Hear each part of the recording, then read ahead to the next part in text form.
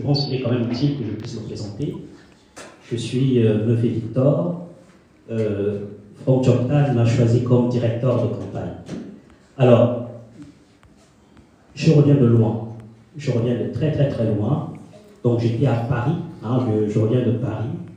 Et de Paris, on a fait Lyon, on a fait beaucoup de villes pour venir vous voir, pour venir vous rencontrer ce soir.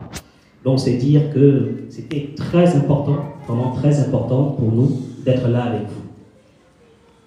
Maintenant, je pense qu'il est important que vous sachiez pour quelle raison je me suis inscrit dans l'aventure qui est celle de la candidature de Franck Choctan. Donc, c'est l'histoire d'un homme qui s'est présenté au sein d'un parti, qui a présenté ses ambitions. Il est venu nous voir, il nous a dit qu'il souhaitait notamment devenir candidat. Il n'était pas le seul, il y en avait d'autres qui avaient cette ambition de devenir candidat. Donc, nous avons organisé, au sein du parti, nous avons organisé une élection. Franck Choctan est arrivé largement en tête de cette élection, pour ne pas dire qu'il a fait l'unanimité. Pour quelle raison il a eu à obtenir cette unanimité? Je pense que la plupart des personnes se sont dit, cet homme le mérite. Il le mérite largement plus que la plupart des autres qui s'étaient présentés. Pas que les autres n'étaient pas méritants, non. Hein, dans le groupe, il y a vraiment pas mal de personnalités qui auraient pu se présenter. Mais Franck Choctan avait quelque chose de plus. Il avait quelque chose de particulier, c'est que on ne peut jamais enlever à un homme ce qu'il a eu à faire. On ne peut pas. Donc, on sait ce que Franck Choctan a fait en 2009, depuis 2009. On sait comment il s'est battu. On sait quelle a été sa cohérence, sa constance depuis toutes ces années. Et je pense que les gens se sont souvenus de ça. Ils se sont dit, si nous devons envoyer quelqu'un à la députation, c'est une personne dans la diaspora qui a prouvé. Pas une personne qui se lève du jour au lendemain et vient expliquer comme ça à nos compatriotes que bon, ils se sont trouvés une fibre pour défendre les intérêts de nos compatriotes.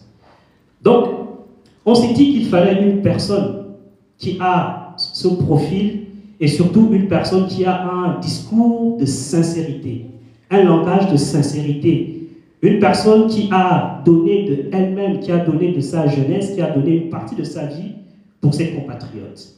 Et Franck Choctan remplissait toutes ces cases. Il remplissait toutes ces cases, d'autant plus que quand on a regardé dans le groupe, ben, il n'y en avait pas beaucoup qui connaissaient très bien les États-Unis. Il n'y en avait pas beaucoup. Franck Choctan, si. Il n'y en avait pas beaucoup qui connaissaient en même temps le Canada. Franck Choctan, si. Il a fait plusieurs tours au Canada. Il a rencontré des compatriotes au Canada. Et il s'est même battu au Canada. Il n'y en a pas beaucoup qui ont connu l'Europe, la France. Et Franck Choctan vit maintenant en France. Et d'ailleurs, vous le savez, Franck Choctan a même eu à vivre ici à Bordeaux parmi vous.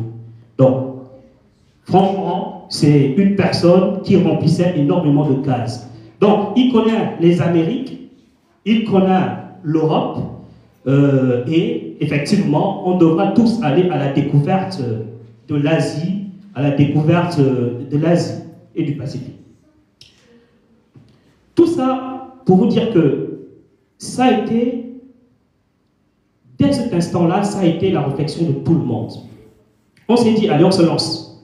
On se lance, Franck, on te soutient, on y va. Et on a eu du mal au départ. Hein, on a eu du mal au départ. Hein, je vais trahir quelques petits secrets, Franck. Donc, pendant la période de pré-campagne, vous avez vu qu'on n'était pas très visible. On n'était vraiment pas très visible. Bon, on avait du mal. Hein, on avait un tout petit peu du mal. On était fatigués. Et puis, la pré-campagne est arrivée. On a commencé à rencontrer les compatriotes. Et la première rencontre que nous avons eu à faire, c'était à Paris. Et à Paris, on s'attendait à ce que plusieurs compatriotes viennent nous voir de manière naturelle. Non, à Paris, je pense qu'on a eu quoi? Que 2 ou 3 personnes qui sont venues. Hein, 2 ou 3 personnes qui sont venues à Paris pour la première causerie. Et là, on s'est dit, oula, comment ça se fait qu'il n'y ait que 2 ou 3 personnes qui viennent? Bon, après, on attendait une autre causerie à Nantes. Là encore, à peu près la même chose. Après, à Rennes, 3, 4, 5 personnes qui sont venues. On se dit, bon, c'est quand même curieux. On a l'impression que les compatriotes ne s'intéressent pas à cette campagne. C'est quand même bizarre. Mais de l'autre côté, on se rendait bien compte que plusieurs autres personnes organisaient des conférences, etc., qui fonctionnaient plutôt pas mal. C'était bien. Et puis on a commencé à se poser des questions. Naturellement, nous sommes, voilà, on veut convaincre nos compatriotes, et pour les convaincre, il faut les rencontrer. Et puis, on a persévéré, on est reparti. On est reparti à Paris une deuxième fois. On est reparti à Rennes une deuxième fois. On est reparti à Nantes une deuxième fois. Et là, les gens commençaient à venir. Ils commençaient à venir. Et puis on s'est dit, on ne va pas se prêter. On va repartir à Paris une troisième fois. Une à Nantes, une troisième fois. Et à Rennes, une troisième fois. On a fait Angers, on a fait tout. Et là, on s'est rendu compte que, effectivement, les compatriotes ont compris que Franck Joktan, il y avait de la sincérité, il voulait réellement discuter avec les gens. Et puis, il y a ce débat qui est arrivé. Il y a ce débat qui est arrivé que tout le monde a, je pense, ici a vu. Et je vous avoue que ce débat, bien évidemment, on rencontrait déjà beaucoup plus de gens, mais depuis ce débat a permis à ce que plusieurs personnes redécouvrent Franck Joktan. Ça a permis que la candidature de Franck Joktan prenne un écho un peu plus large. Et là, je vous assure que depuis ce débat, les choses se sont totalement inversées. C'est-à-dire que aujourd'hui, nous sommes à un point où ce sont les compatriotes qui nous appellent pour organiser les choses.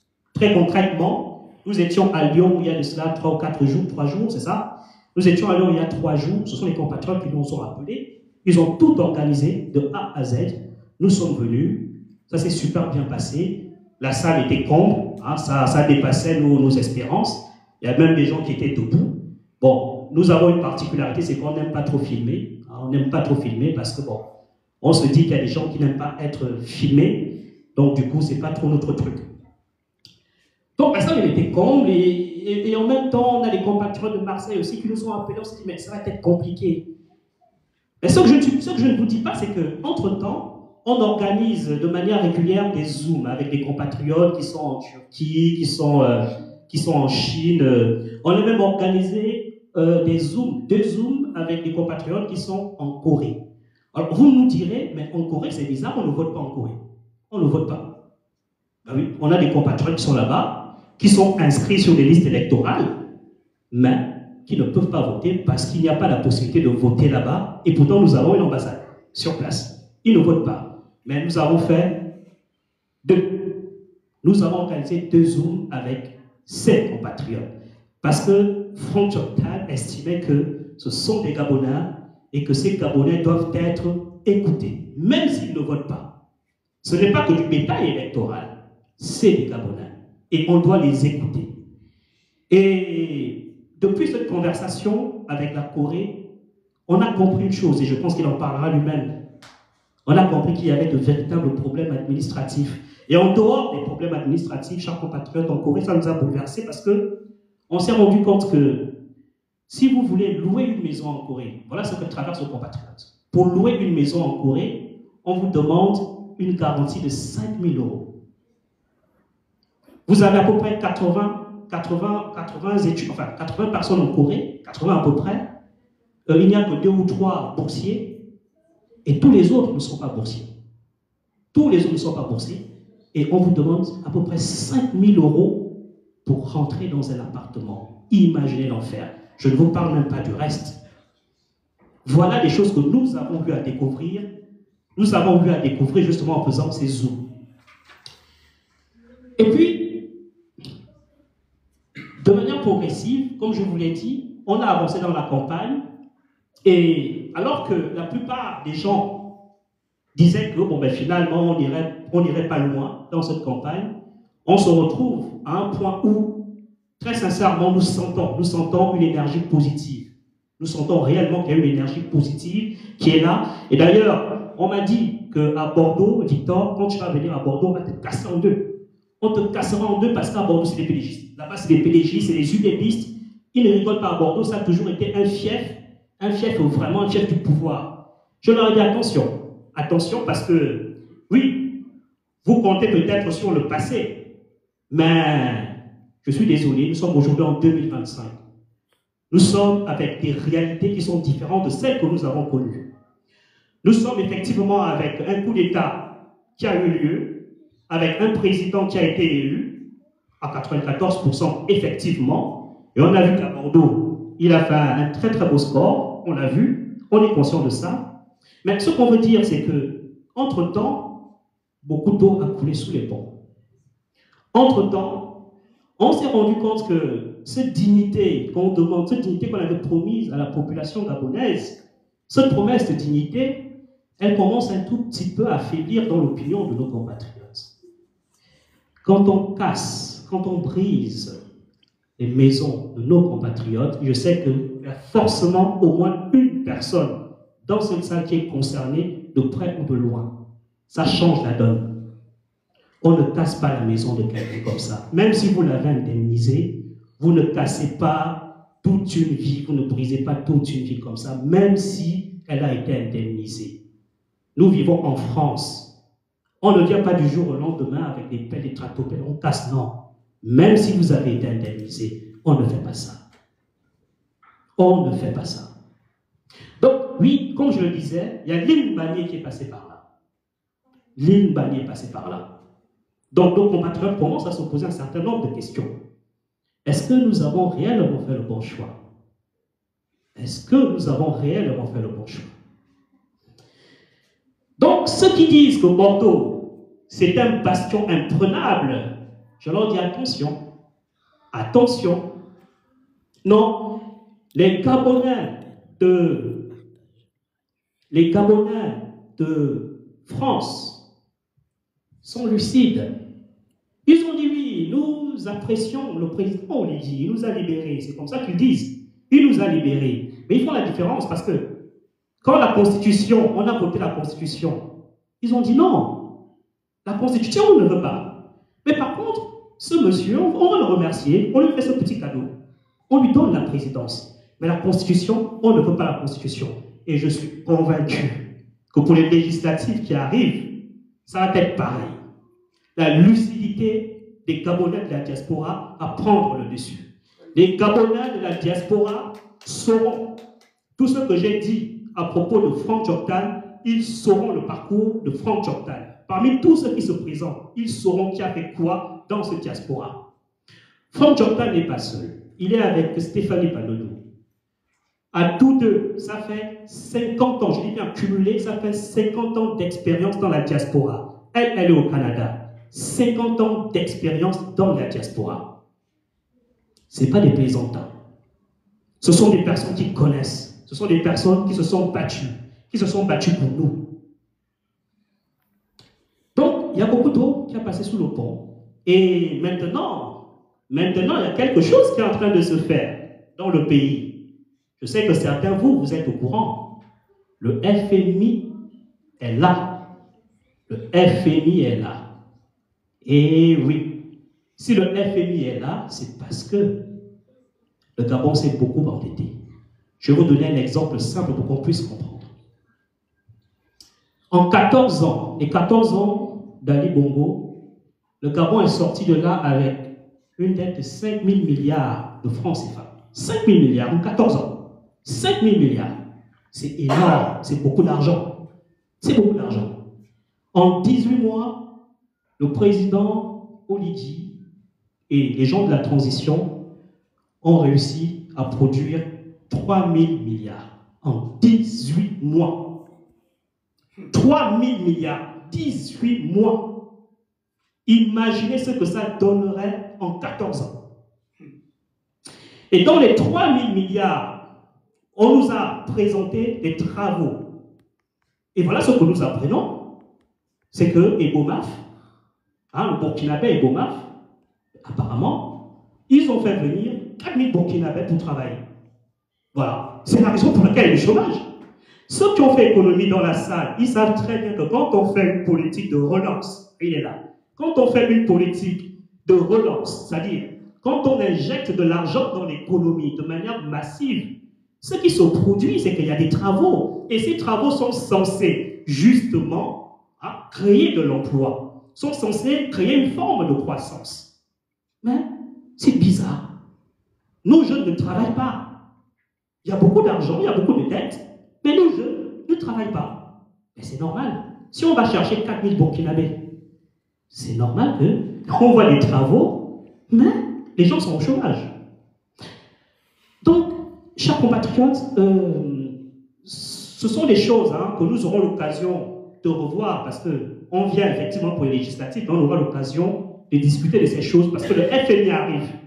Souvenez-vous de moi, quand je vous disais le FMI arrive, parce que après les législatives, je pense que vous allez vous souvenir de ce que je vous ai dit. Vous allez comprendre pourquoi je vous ai dit le FMI arrive. Ça va être compliqué. Ça va être très compliqué. L'histoire des bourses, ce n'est pas un hasard. Le FMI arrive. Ce n'est pas un hasard. Et ce n'est pas la seule chose. Le FMI arrive. Nous allons comprendre la réalité de la gestion du Gabon. La réalité que nous avons décriée, cette réalité arrive. Bon, maintenant, avant de passer le micro à la personne que vous attendez, parce que bon, moi je suis ennuyeux, ce n'est pas moi que vous voulez entendre. Il faut qu'on se dise la vérité. Ce n'est pas moi que vous voulez entendre. Il y a quand même quelque chose que je voulais vous dire et je trouve qui est très grave. Qui est très très grave, qui est en train de se produire. Ça ne se produit pas au Gabon, ça se produit ici, dans la diaspora. C'est honteux. Et je veux vous dire qu'on ne peut pas laisser faire ça. Que vous supportiez l'UDB, que vous supportiez les indépendants, vraiment, chers compatriotes, nous ne pouvons pas laisser faire ce qui est en train de se passer. Rendez-vous compte que le code électoral nous dit que la liste électorale, la liste, doit être publiée 30 jours avant le scrutin. 30 jours avant le scrutin. Rendez-vous compte qu'on l'a publié aujourd'hui, pas hier, aujourd'hui. Nous votons dans 2 jours.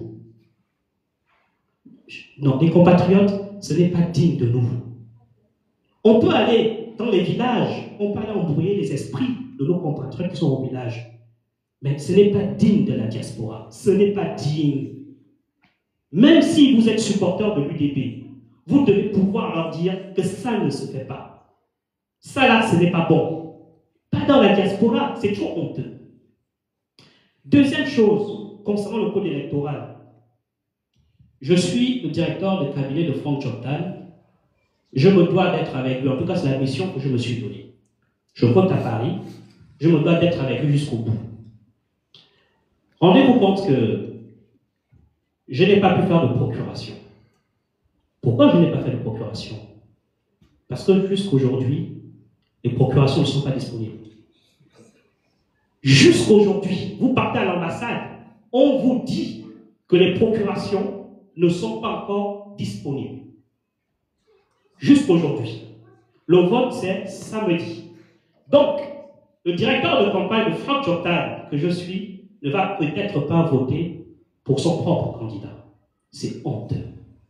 Même pendant l'élection présidentielle, ils ont laissé à peu près une dizaine de jours pour que les gens puissent faire leur procuration. Pour que les gens puissent établir leur procuration. Ça ne se passe pas au fin fond de nos villages. Ça se passe dans la diaspora, en France. En fait, ils sont tellement convaincus qu'ils ont dompté les esprits. Ils sont tellement convaincus de ça, au point où ils se disent qu'on peut faire ce genre de choses tranquille, ça va passer crème. Ça passera. Sauf que c'est nous insulter. C'est insulter notre intelligence, c'est insulter nos intelligences. C'est quand même la diaspora. Je ne sais pas si on réalise, c'est nous. Nos parents nous ont envoyés pour faire l'école. Nos parents nous ont envoyés justement pour cette instruction, cette illumination. Mais ce n'est pas encore disponible. Mais il y a des rumeurs qui circulent. Apparemment, ce n'est pas disponible pour nous. Les procurations ne sont pas disponibles pour nous. Je m'arrête là. Mais vous avez compris. Pour nous, ceux qui s'opposent à ceux d'en face, ce n'est pas disponible. Donc, pour ceux qui seront dans les bureaux de vote, vous allez vous rendre compte. Vous allez vous rendre compte que il y a plusieurs personnes qui vont venir voter par procuration. Mais ça va sortir d'où? Je ne suis pas en train de me plaindre. Nous ne sommes pas en train de nous plaindre plus que ça. on ne fait que avertir. On avertit. Parce que dans tous les cas, la réalité, elle est là. C'est la réalité que je viens de vous décrire. Cette réalité, c'est que tout à l'heure, à 14 h, nous avons les compatriotes de Chine qui ont loué un amphithéâtre en Chine. Hein? Ils ont appelé Franck Chopin, ils ont dit Franck, nous avons loué un amphithéâtre pour que tu viennes t'exprimer avec tes compatriotes. Voilà la réalité de cette élection. La réalité de cette élection, c'est qu'il y a une dynamique qui est en train de s'opérer, dans la diaspora. Et cette dynamique, nous la connaissons. On connaît la réalité de cette dynamique. Et ça, on ne peut pas nous l'effacer. Donc, chaque compatriote, une fois de plus, je veux le dire une dernière fois, nous sommes la diaspora. N'oublions pas qui nous sommes. Si nous oublions qui nous sommes les derniers bastions de notre pays. N'oublions pas ça. Il y a des choses qu'on ne peut pas accepter. Donc, Bordeaux, ils pensent que vous êtes un acquis. Ils pensent que vous êtes un acquis. Mais je pense que nous allons leur prouver le contraire. Donc, sans plus attendre, je vais faire appel à un homme que j'admire beaucoup, que j'admire réellement. Je demande à mon candidat, Franck Chopin, que j'espère être le député de la diaspora, de venir nous rejoindre sous votre acclamation, s'il vous plaît.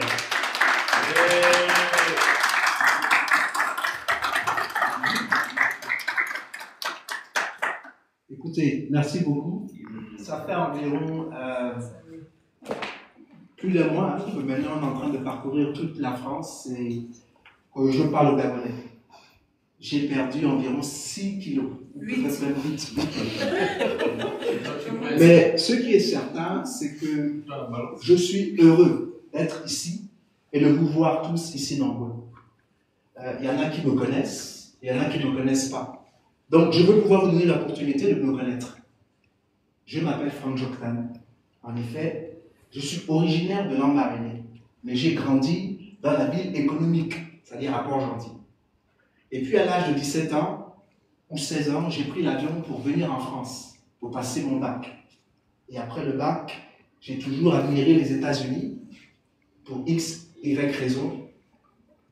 Mes héros, ce n'était pas l'homme araignée ou bien Superman, mais c'était les gens comme Martin Luther King, comme Malcolm X, comme John F. Kennedy, etc. Voilà les gens que j'admirais. Et donc je voulais m'imprégner de la culture américaine. Alors je me suis envolé en tant que jeune homme aux États-Unis. Aux États-Unis, j'ai vécu là-bas pendant 30 ans. Et comme beaucoup de Gabonais, je me suis occupé de ma propre vie et de la formation que je devais faire parce que j'ai fait des études d'ingénieur. Parce que je voulais être aussi bon et aussi beau et aussi fort que mon père. Donc on était en compétition. Étant petit garçon, je pensais que mon père c'était aussi un homme idéal et je voulais faire au moins aussi bien que lui. Puisqu'il a fait ingénieur en électromécanique, moi je voulais faire ingénieur, mais aussi il fallait que j'ajoute autre chose, donc j'ai fait l'informatique. Et puis 2009 est arrivé. Quand 2009 est arrivé, Omar Bongo décède. Et à ce moment précis, comme beaucoup de Gabonais, je pense qu'on peut tourner la page. Je pense que sincèrement, le Gabon peut changer.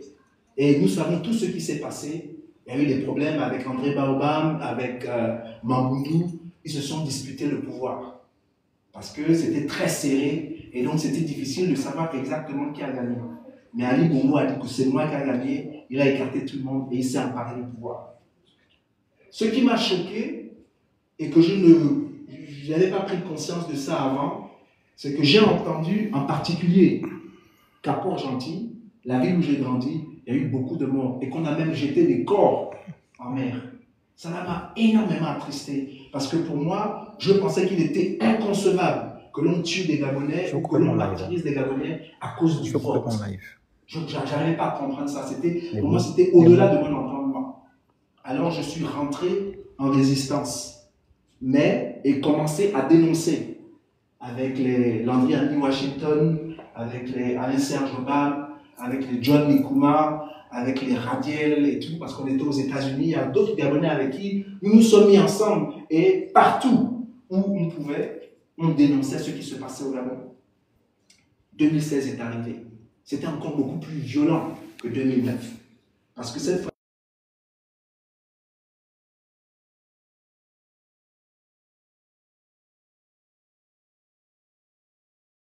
on a tué des Gabonais.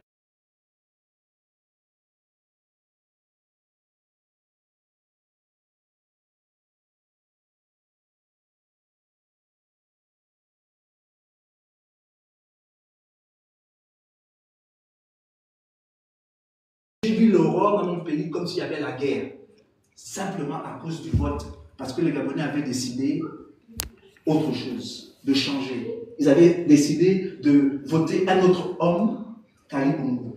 Cela aussi m'a énormément attristé. Et je me rappelle, à ce moment précis, j'étais en Afrique du Sud. Mon réflexe était, il faut que je me retrouve avec des Gabonais. Et donc, en allant à l'ambassade, j'ai retrouvé énormément de Gabonais dans la cour de l'ambassade. Même des jeunes pédigistes qui disaient, Joktan, là je suis avec vous. Ce n'est pas normal que on...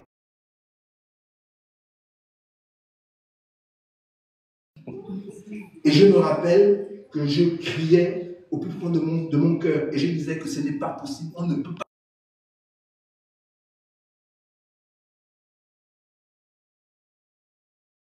De ce moment précis, que j'ai décidé que j'allais faire ce qu'on appelle la Ncham. C'est-à-dire que quand le gouvernement vient aux États-Unis ou qu'il vient en Europe, nous allons contester, nous allons dénoncer ce gouvernement-là. Et c'est là où vous avez vu, quand Ali Bongo est venu avec ses ministres et avec les gens de son gouvernement à New York, non seulement on les a poursuivis, si vous vous rappelez, ceux qui sont un peu plus vieux, le Rumoné du directeur du cabinet d'Ali Bongo, on l'a poursuivi dans les rues de New York. Et c'est la première fois que j'ai vu une autorité gabonaise, quand ils sont tous seuls, que vraiment, il avait maintenant peur. Que non, on n'a pas tué les gens, vraiment, qu'est-ce que c'est?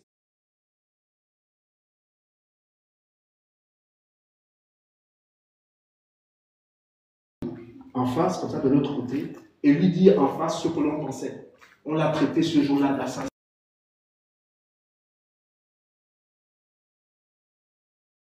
Devant nous, ça, c'est pas des trucs que je vous raconte, hein, c'est des trucs, c'est des faits réels. Les vidéos sont là. Et c'est à ce moment précis-là que la Dream Team a été connue et partout on était le signe de l'espoir d'un peuple qui était martyrisé. Boronzo est venu à Washington, on a fait la même chose. Comment ça s'appelle le ministre et Yogo est venu avec Ernest Mpo, on a fait la même chose, on les a défiés. Ce que vous faites au Gabon, on ne l'accepte pas. Ce n'est pas possible que vous... Nous sommes Gabonais, on aime notre pays, on aime notre nation, mais vous ne pouvez pas vous permettre de martyriser et d'oppresser des Gabonais comme ça à cause du vote. Les Gabonais ont le droit de s'exprimer, les Gabonais ont le droit de choisir autre chose. Et que tant que vous allez vous comporter comme ça, nous aussi, on va se comporter comme on se comporte vis-à-vis de vous. Et plus que vous voulez nous empêcher de rêver, nous allons vous empêcher de dormir. Voilà ce qui m'a motivé. Donc ce n'est pas aujourd'hui que je décide de me battre pour les intérêts du peuple gabonais et de mon pays. Je l'ai fait depuis 2009. Depuis 2009. Et cela m'a même, quand j'étais aux États-Unis, je me suis déplacé pour venir à Paris, au Trocadéro, joindre mes frères et sœurs et pouvoir parler. J'ai parlé devant, d'ailleurs après moi, je crois que c'était Marc Connard et après c'était Jean Ping qui a parlé. J'étais celui qui représentait les États-Unis, les Gabonais des États-Unis pour pouvoir m'exprimer. Et je m'exprimais pour mon pays, pour mon peuple, pour ma nation. Et donc, il est important que vous puissiez comprendre que je ne viens pas, comme aime souvent le dire Méfé Victor, de nulle part. J'ai une histoire, j'ai un passé. Et ne me jugez pas seulement aujourd'hui, mais jugez-moi selon les actions que j'ai accomplies depuis 2009. Et la vérité, c'est que j'ai toujours été constant. Je n'ai jamais changé. C'est-à-dire que ma lutte pour le Gabon, ma lutte pour ma nation n'ont pas changé. Je suis toujours la même personne. Et ce n'est pas que je n'ai pas eu l'occasion. Il y a des émissaires de la cruche à l'époque qu'on nous a envoyés. On m'a demandé, Joktan, qu'est-ce que tu veux? Si c'est des maisons, on te donne les maisons. Si c'est ceci, on te donne cela. Mais arrête de faire le bruit, tu nous déranges. Et que tu commences à vieillir, on commence à avoir des cheveux blancs sur ta tête. Pense un peu à ton avenir. Je leur ai dit que ce qui m'intéresse, moi, c'est de prospérer avec mon peuple et avec mon pays. Mais je refuse catégoriquement de prospérer au détriment de mon peuple et de mon pays. C'est ce que je leur ai dit, c'est documenté. C'est documenté, c'est-à-dire que si le gouvernement est honnête, ils vont dire que le type là, on a essayé et j'ai refusé. Aujourd'hui, j'ai des amis qui sont avec Olegui Nguema. Il me suffit de faire un clin d'œil, par exemple, à Landry à New Washington. Et c'est possible que je puisse parler au président de la République, mais ça ne m'intéresse pas. Pourquoi? Parce que je veux être élu. Mais pourquoi je veux être élu? Je veux être élu parce que je veux me battre pour vous. Si jamais je suis nommé, mais je ne parlerai plus. C'est le cas de Laurence Ndong, c'est le cas de Mas Mouissi, c'est le cas de beaucoup de personnes qui ont été nommées. Aujourd'hui, est-ce qu'ils parlent? Ils ne parlent plus. Parce que celui qui te nomme, je suis désolé, te contrôle. Parce que si tu parles, il a aussi la capacité de t'enlever plus que celui qui t'a mis là. Moi, ce que je cherche, c'est d'être élu. Pour que je continue à faire l'ancham que je faisais dans les rues de Washington, que je le fasse dans la maison du peuple. Peu importe que j'ai la majorité ou pas, c'est mon droit en tant que député de dire que les hommes et les femmes qui ont voté pour moi, voilà ce qu'ils veulent, voilà ce qu'ils attendent. Ils veulent qu'on règle le problème de la bourse, ils veulent qu'on règle leur problème de passeport, ils veulent que leur État ne les oublie pas à l'étranger dans la diaspora. Parce qu'aujourd'hui, partout où je suis allé, quand je parle aux Gabonais, ils se sentent oubliés par leur gouvernement. Et cela, c'est inacceptable. Il fut un temps, quand on disait dans les années 80, ou les années 90, ou même 70, l'époque de nos parents, quand ils étaient ici, en France ou dans la diaspora, on admire. Quand tu disais que tu étais Gabonais, tous les Africains nous respectaient. Tous. Il n'y a pas un Africain qui n'allait pas respecter un Gabonais et qui n'allait pas nous envier. Vous êtes sûr aujourd'hui que le Malien qui vit ici en France envie un Gabonais à qui on n'a pas payé la bourse pendant 5 mois? Qu'est-ce qui s'est passé? Est-ce que vous pensez qu'un Guinéen aujourd'hui peut admirer un Gabonais dont on n'a pas payé la bourse pendant 5 mois? Non. Or qu'avant, tout le monde savait que quand tu es étudiant gabonais, la bourse venait à temps. Et on savait qu'on avait un standard qui était élevé par rapport aux autres. Aujourd'hui, ce n'est plus le cas. Aujourd'hui, certains d'entre vous même rasent les murs. On a honte. Et il faut que ça change. Il faut que ça change parce que notre pays a les moyens. Ce n'est pas que notre pays n'a pas les moyens. Notre pays a les moyens. Le Gabon est un pays riche.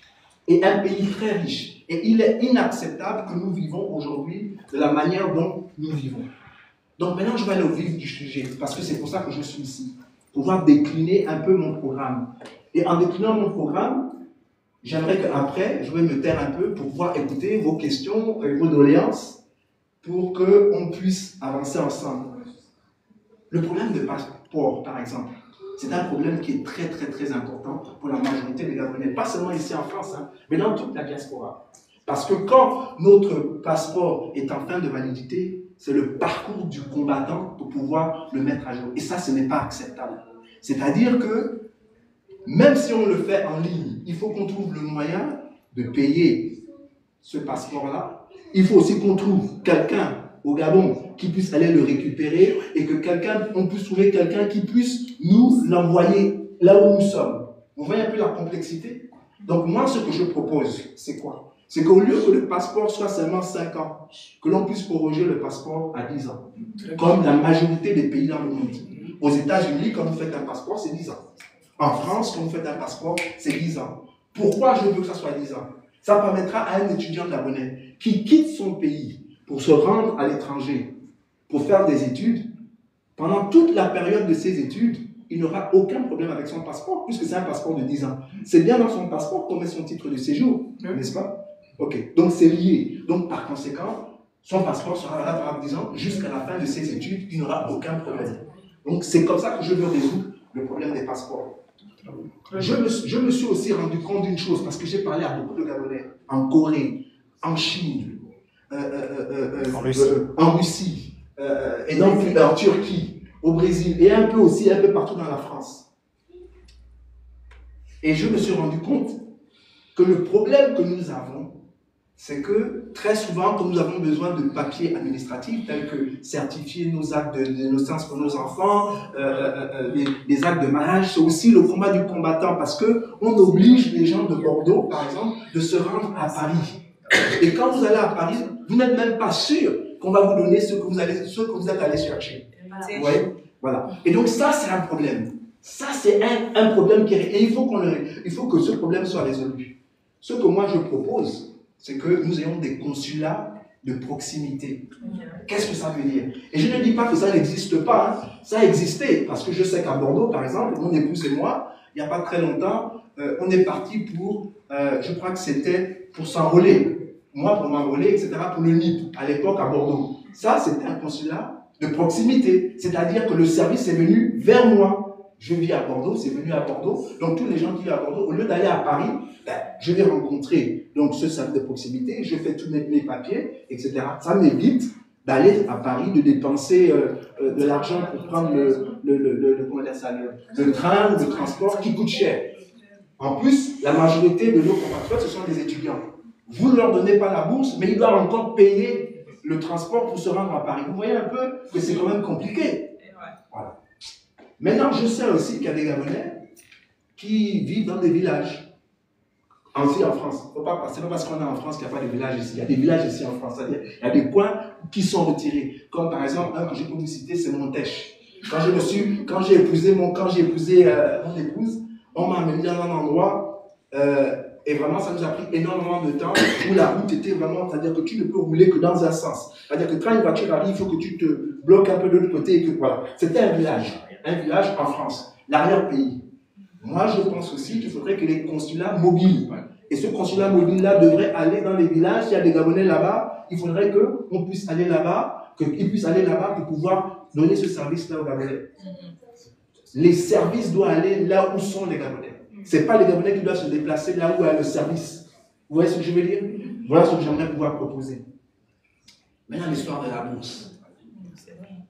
Moi, député, je veux que l'on mette dans la loi des finances la bourse. C'est-à-dire qu'à chaque fois qu'on fait le budget au Gabon, on doit allouer un certain montant pour payer la bourse des étudiants. C'est-à-dire on bloque dans le budget, on dit si c'est 80 milliards, on prend les 80 milliards là. Avant de faire quoi que ce soit, on prend 80 milliards, on le sort, on dit ça là, c'est pour payer la bourse des étudiants.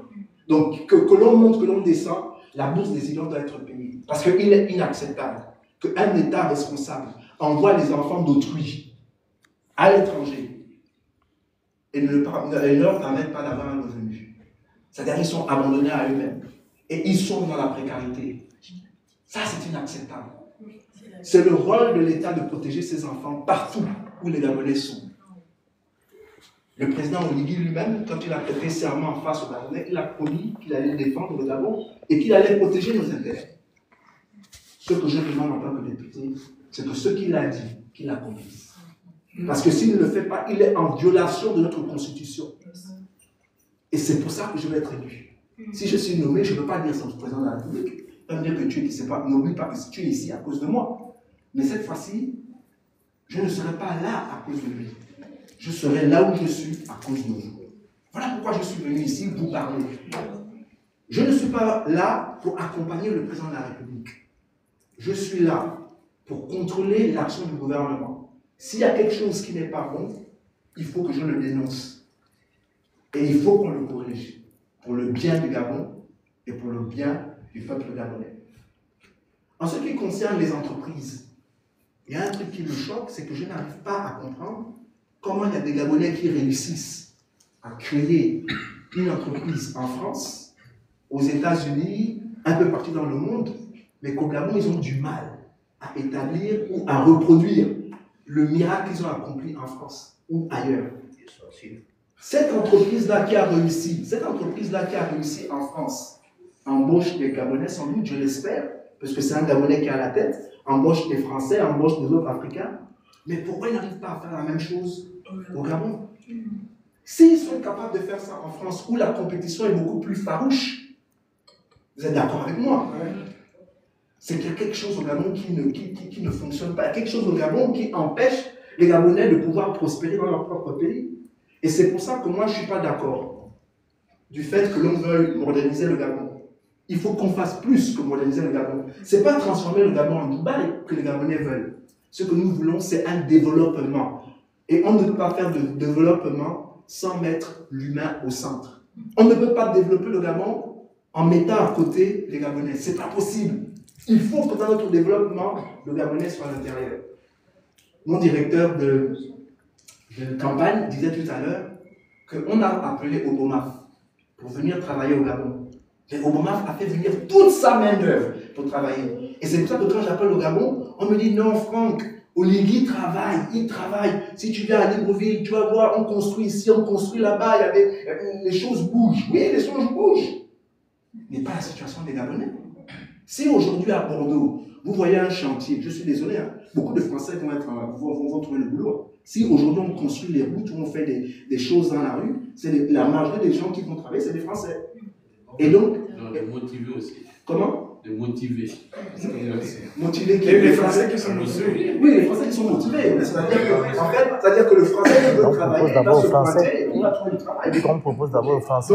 Donc ce que moi je veux dire, c'est que ce que moi je veux dire, c'est que... On propose d'abord aux Français avant de proposer à d'autres personnes. Exactement, c'est ça que je voulais dire. Et ça, c'est la responsabilité de l'État. C'est-à-dire que l'État français dit aux compagnies, qu'elles soient françaises ou étrangères, que vous devez avoir un certain nombre de Français qui travaillent. Une compagnie étrangère ne peut pas venir dans notre pays et ne pas embaucher des Gabonais, c'est pas possible. Mais c'est ce qui se passe. C'est ce qui se passe. Et ça, là, ça doit changer.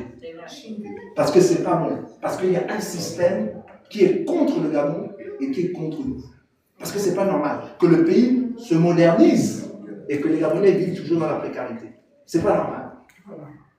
Donc, ce que moi je propose dans mon programme, donc je suis en train de vous dévoiler petit à petit les points de mon programme. Ce que je propose, c'est que l'État accompagne les compagnies gabonaises en faisant ce que j'appelle des appels d'offres.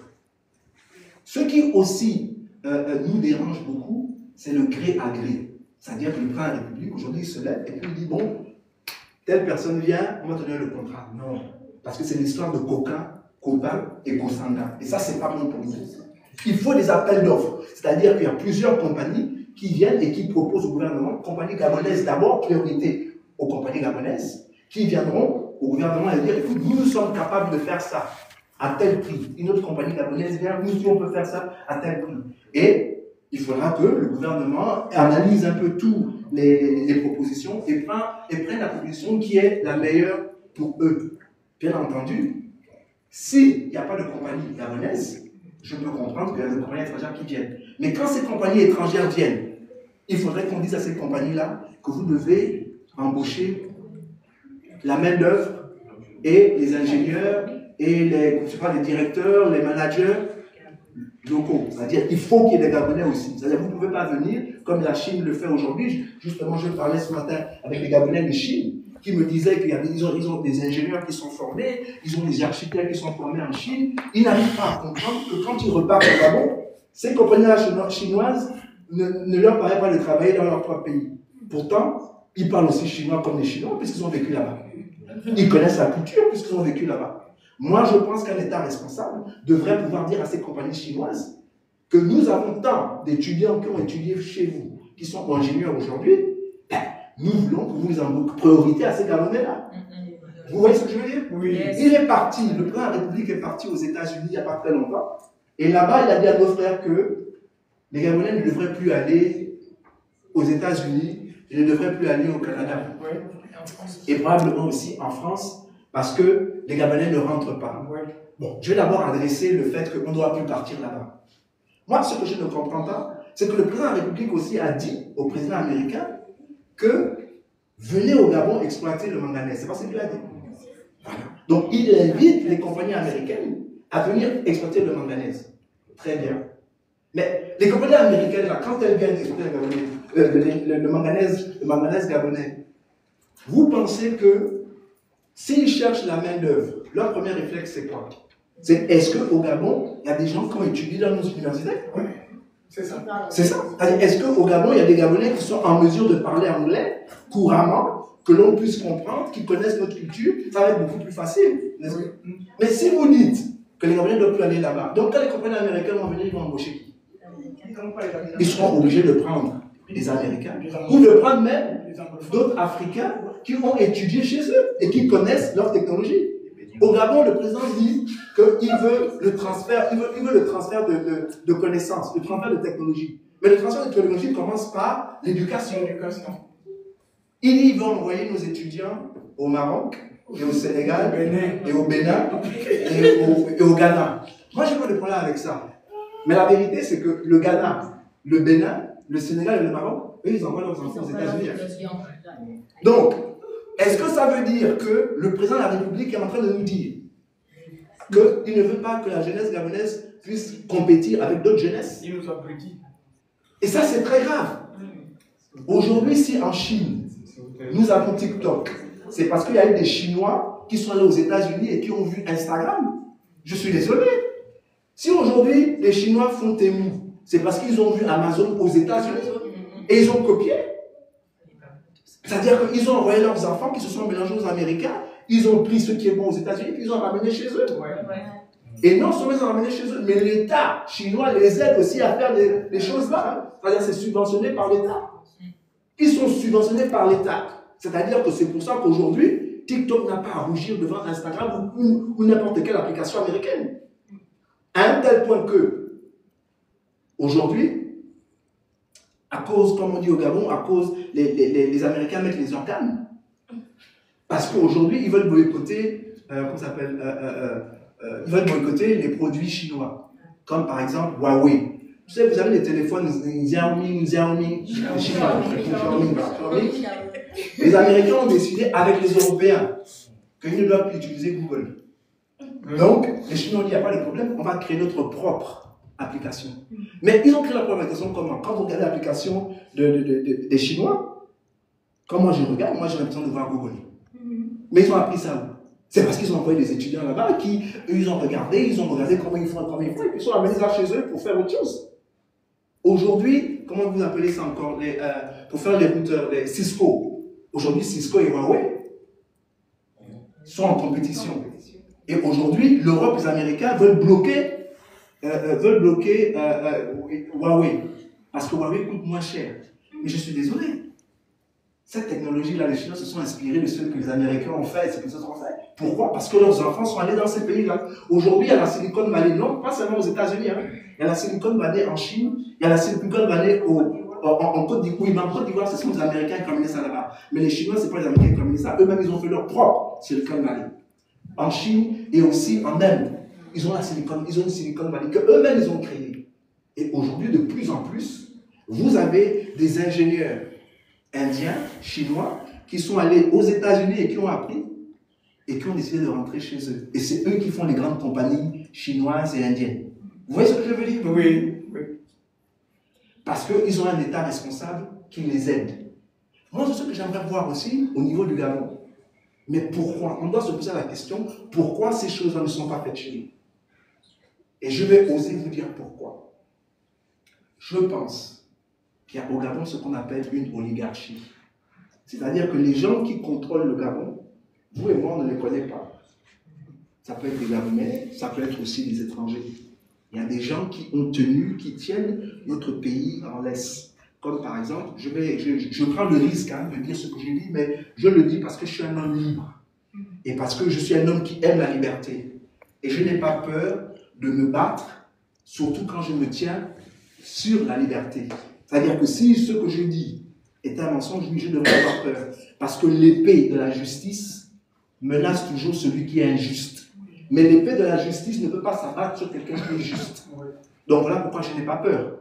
Mais ce que je comprends, c'est qu'aujourd'hui, par exemple, quand on prend le cas de déguerpissement et qu'on détruit et qu'on veut prendre des terrains, parce qu'on dit qu'on veut construire. Mais les gens qui construisent là sur des terres gabonaises, est-ce qu'on est sûr que ces marchés-là, les gens qui vont construire, c'est des Gabonais? Voilà. Donc ça veut dire qu'aujourd'hui, nous avons un gouvernement qui est plus intéressé aux intérêts de tout le monde, sauf de nous. Et ça, c'est un problème. Pour moi, c'est un problème. Et voilà pourquoi je veux être député. Je veux être député pour dire au président de la République que non.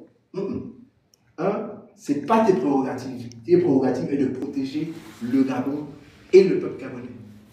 Voilà pourquoi moi, je suis pour la rupture. Très bien. Je suis pour la rupture. Parce que la manière dont le Gabon a marché jusqu'à présent, elle n'est pas bonne. Parce que notre peuple souffre. Aujourd'hui, les Gabonais souffrent. Dans un pays d'abondance. On est le 7e producteur de manganèse au monde. 4e producteur d'uranium. On a les bois les plus précieux de la planète. Quand on a entendu que le Kebanzingo avait disparu, 700, je ne sais pas si c'est 700 tonnes, je ne sais pas comment 700 tonnes de troncs d'arbres peuvent disparaître dans la nature. Non, là, ce n'est pas le Bénin, je crois qu'on a retrouvé ça en Chine. Ok? C'était en Chine qu'on a retrouvé le truc. Où sont les accusés? C'est ça. Voilà pourquoi je suis pour la rupture. Et voilà pourquoi moi je dis qu'il faut vérité, justice, réconciliation et réparation. Parce que ce qui se passe aujourd'hui, c'est quoi? Quand on détourne de l'argent au Gabon, on enlève la nourriture et la santé de qui? Mais des Gabonais. Parce que cet argent-là aurait pu construire des écoles, aurait pu faire des hôpitaux performants. Je viens d'apprendre aujourd'hui de la bouche d'une Gabonaise qu'aujourd'hui au Gabon, même pour te prendre, par exemple, quand on te prend ta pression, ta tension, il faut que tu payes. Mais vous avez vu ça où? Tu viens avec ton thermomètre, tu viens avec ton coton, tu viens avec ton alcool, tu viens avec ta seringue. Mais vous aussi, je suis malade, je suis souffrant, mais je dois penser qu'il faut que j'amène les pansements, je dois amener l'alcool, je dois tout amener, or que je suis malade, fiévreux, je tremble même, mais je dois penser à tout ça. Vous voyez quand même qu'on a atteint un niveau qui est vraiment dangereux. Et on ne peut pas se permettre de continuer comme ça. Donc, d'accompagner le début ou d'accompagner le président de la République. C'est pas possible. Parce que si vous accompagnez le président de la République, ça là, ça va continuer comme ça. Ça va continuer comme ça. Il faut une rupture. Et il faut que l'on contrôle l'État. Il faut qu'on contrôle l'État. C'est-à-dire qu'il faut qu'on dise à l'État, qu'on soit capable de dire à l'État, attention, ce qui est en train d'être fait n'est pas bon pour le pays et ce n'est pas bon pour nos concitoyens. Il faut un bon député pour le dire. Voilà. Ce bon député, vous l'avez devant vous. Voilà. C'est-à-dire, je veux me battre. Il n'a pas froid aux yeux. Je n'ai pas froid aux yeux. Et je peux me prouver.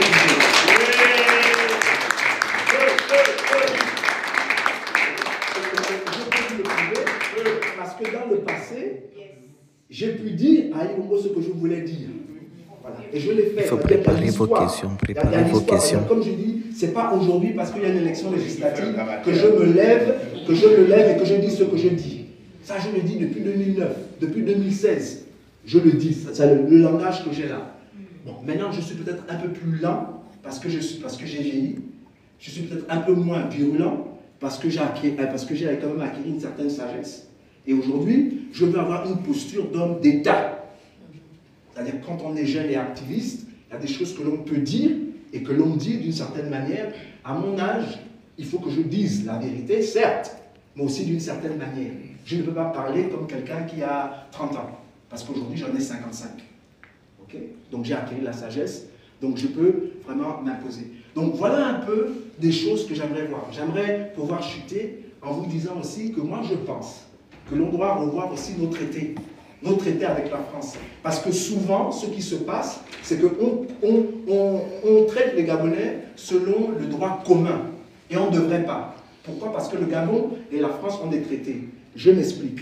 Si aujourd'hui, un Français veut se rendre au Gabon, qu'est-ce qu'il fait? Il va à l'Internet, et puis il va dans une page web, e-visa Gabon. Il met ses informations, on lui demande où vous allez vivre, il met l'adresse et tout. Et puis on lui demande quelque chose, vraiment très peu de choses, hein, une seule page, et puis dans sa maison, il imprime le papier.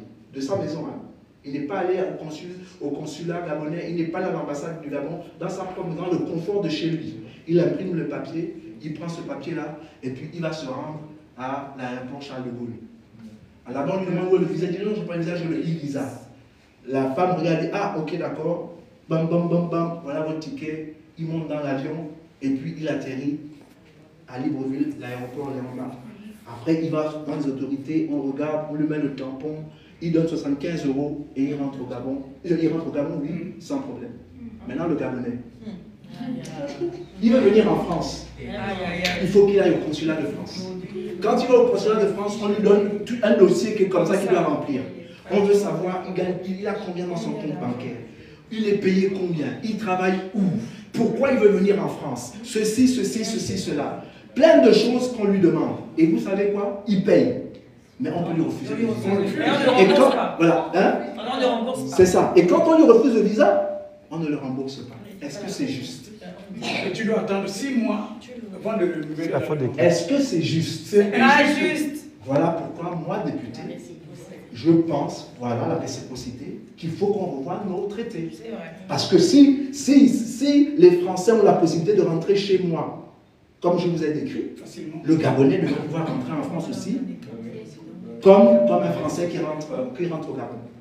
Je vous donne un autre exemple, et puis après on va passer aux questions. Une Gabonaise qui épouse un Français, ici en France. Au bout de 3 ans, elle a son titre de séjour. Ok? Quand ils se séparent, on lui retire le titre de séjour. Automatiquement. Maintenant, on fait le contraire. Un Français épouse une Gabonaise au Gabon. Au bout de 3 ans, il a le titre de séjour, mais de manière indéterminée. S'il divorce, ce Français-là peut rentrer au Gabon quand il veut. Il n'a pas besoin de sa femme gabonaise. Ils se sont séparés, et lui, il sort du Gabon, il rentre au Gabon quand il veut. Est-ce que ça, c'est juste? C'est pas juste. C'est injuste. Mais ce sont des réalités qui sont aujourd'hui, c'est des réalités dont je vous parle, qui sont là aujourd'hui. Et je vais m'arrêter là pour vous poser des questions. Un autre cas, vous avez un Français qui a été au Gabon pendant peut-être 3-4 ans, donc il a le titre de séjour, et il veut faire venir sa femme, et il veut faire venir ses enfants. Quand ses enfants et sa femme viennent au Gabon, automatiquement, ils ont le titre de séjour, c'est-à-dire qu'ils sont au même niveau que lui. Est-ce que vous voyez? Maintenant, un Gabonais veut faire la même chose. Il veut faire venir sa femme du Gabon, il veut faire venir ses enfants du Gabon. Ils doivent tout recommencer à zéro. C'est-à-dire qu'on n'applique pas la même chose. Pourquoi? Je pense qu'un État responsable doit regarder ces traités. Et moi, en tant que député, je demanderai à la République, il faut qu'on ait la réciprocité. Parce que le Gabonais n'est pas, c'est pas une chose, c'est un humain au même titre qu'un Français. Que ce qui est bon pour la France doit être aussi bon pour nous. Et qu'on devrait avoir la réciprocité et traiter avec dignité. Est-ce que vous savez que normalement, la France n'a pas le droit de refuser le visa aux Gabonais? Tout comme le Gabon ne refuse pratiquement jamais le visa à un Français. Parce que ce sont les accords que nous avons. Mais pourtant, souvent, on nous refuse le visa pour des choses qui sont... je ne sais même pas. On ne sait même pas pourquoi vous avez des frontières poreuses. Non, mais c'est ça. Mais maintenant, ce qui est sûr, c'est que quand on refuse le visa à un Gabonais, normalement, le Gabonais a le droit de faire appel. Est-ce que vous savez ça? Vous blaguez. On a le droit de faire appel. Mais beaucoup de Gabonais ne le savent pas. C'est-à-dire que la France a refusé, on accepte. On a le droit parce que ce n'est pas normal qu'on refuse le visa. Et ce que je n'arrive pas à comprendre, c'est que la France, c'est 66 millions d'habitants, ou 67 millions d'habitants aujourd'hui. Au Gabon, on n'est que 2,5 millions. Qui devrait avoir peur d'envahir l'autre? C'est eux. Exactement. Les Gabonais ne peuvent jamais envahir la France. Jamais. On n'est que 2,5 millions. Mais par contre, les Français peuvent nous envahir. Donc, je ne sais pas de quoi les Français ont peur. Ah bon? De nous empêcher de venir chez eux. Vous voyez ce que je veux dire? Oui, oui. Il n'y a pas de sens à dire qu'il n'y a pas de sens. Bref. Donc, voilà pourquoi je pense qu'il faut qu'on revoie les traités. Il y a beaucoup d'autres choses que j'aimerais dire, mais je ne vais pas vous ennuyer. Je vais donner aussi l'opportunité de me poser des questions. Et il y a mon épouse qui me dit ici il y a du temps. Donc, j'ai parlé de beaucoup de choses. Maintenant, c'est votre opportunité aussi à vous de pouvoir vous exprimer et de pouvoir me poser des questions si vous avez. Et par exemple, s'il y a quelque chose qui vous embête et vous voulez savoir, est-ce que dans mon programme j'ai pensé à cela, je vous dirai honnêtement oui ou ah, ça c'est quelque chose que je n'ai pas pensé. Ok? Et voilà. Donc, est-ce qu'il y a des questions? Oui, il y en a. Très bien. Comment? Je peux? Oui, vas-y. Oui, par rapport, on appelle ça au visa. Oui. On doit donner les visas aux Gabonais normalement et tout. Mais il y a un problème. Vous avez des frontières poreuses. Les gens rentrent n'importe comment. Vous avez des problèmes de passeport. Les gens prennent le passeport n'importe comment. Vous pensez que les Français vont vous laisser la facilité de rentrer chez eux comme ça? Très bonne question. Mais ça, c'est la faute de qui? Mais c'est la faute des honorables comme vous. Non. Parce que je ne suis pas encore honorable. Mais vous êtes déjà honorable. Bon, peu importe. Mais ce que je veux dire, c'est la faute du gouvernement. C'est pas ma faute. Ils ont fait des faux passeports. C'est la faute du gouvernement. Et je suis tout à fait d'accord avec toi. Aujourd'hui, on a vendu le passeport gabonais. Moi, j'ai rencontré des Sénégalais, des Guinéens, aux États-Unis, qui me disent qu'ils sont passés par le Gabon pour venir aux États-Unis. Parce que je vous dis que, par exemple, le Gabon fait partie des rares pays en Afrique où, quand vous prenez un visa et que l'Amérique vous apprend le visa, c'est pendant 5 ans, multiples entrées. Ça veut donc dire que quand vous avez un visa qui vient des États-Unis, vous pouvez rentrer aux États-Unis et sortir le nombre de fois que vous voulez. Vous voyez un peu? Là, il y a la réciprocité, parce que c'est bon, c'est ce que les Américains font pour nous, mais c'est ce que nous aussi on fait pour les Américains. Là, ce traité-là, il est juste et il est bon, on ne va pas toucher. Mais bientôt, on risque d'avoir des problèmes.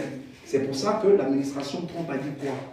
Il a dit au Gabon, commencez à regarder vos passeports, parce qu'on est en train de se rendre compte qu'il y a des gens qui viennent chez nous qui ne sont pas gabonais, mais ils ont des passeports gabonais. Et ça, c'est dangereux. Pourquoi? Parce que les terroristes... Les mots. Hein, parce qu'il peut y avoir des gens qui veulent faire du tort aux États-Unis, qui viennent sur le prétexte d'être gabonais, or qui sont autre chose. Vous voyez ce que je veux dire? Oui. Mais ça, c'est la responsabilité de l'État. C'est l'État qui doit s'assurer qu'on ne donne pas le passeport à n'importe qui. Et c'est aussi la responsabilité de l'honorable, du député, de dire à l'État, attention, ce que vous faites n'est pas bon. Et je serai ce député-là en disant au gouvernement que non, moi je suis de la rupture. Si on faisait ça avant, là maintenant je suis ici, on ne fait plus ça. On ne peut pas donner le passeport gabonais qui est un papier, comment on dit ça, officiel, à des gens qui ne sont pas gabonais. C'est pas possible. Parce que ça crée même ce que j'appelle, c'est-à-dire on met en danger notre propre souveraineté. Deuxième question. Voilà, vous avez dit que vous serez honorable. Vous allez défendre les lois à l'Assemblée nationale. Mais la constitution gabonaise qui a été votée le 16 novembre 2024 a tout bloqué. Est-ce que vous aurez la capacité de pouvoir faire entendre vos voix? Dire que le président a tous les pouvoirs. Oui, mais je vais à l'Assemblée nationale parce que je suis le candidat de la rupture. Ce qui veut donc dire que c'est mon droit en tant que député de parler au gouvernement et de dire au gouvernement, ça c'est pas bon, ça c'est pas bon. Et je vais proposer des lois. Maintenant, quand le président de la République rejette ces lois-là, je reviendrai vers vous les Gabonais et je vous dirai, j'ai proposé ça au président pour arranger la vie des Gabonais, on fait comment? Vous voyez ce que je veux dire? C'est-à-dire que ce n'est pas seulement sur moi. Moi, je vais me battre pour vous. Mais vous aussi, vous devez me soutenir. Vous devez me soutenir. Sinon, on va me broyer. Donc moi, je m'appuie sur vous. Et c'est pour ça que je dis que je veux être élu. Parce que je veux pouvoir dire au président de la République qu'il y a des hommes et des femmes qui m'ont élu. Et ils me demandent, l'histoire des passeports, il faut régler ça. 5 ans, c'est trop peu. Ils veulent 10 ans. Le passeport, il ne faut plus donner aux étrangers, qu'aux Gabonais. D'ailleurs, c'est une faute de donner le passeport aux étrangers. C'est une faute très grave. À l'international, c'est dangereux. On ne donne pas le passeport, ce n'est pas un document que l'on donne. Les Américains ne donnent pas les passeports à qui veut l'entendre. Il y a tout un processus. Il faut être Gabonais pour avoir un passeport gabonais. Un Sénégalais ne peut pas avoir le passeport gabonais, à moins qu'il se naturalise Gabonais. Donc là, déjà, il y a faute. Et en tant que député, c'est aussi mon rôle de dire cela.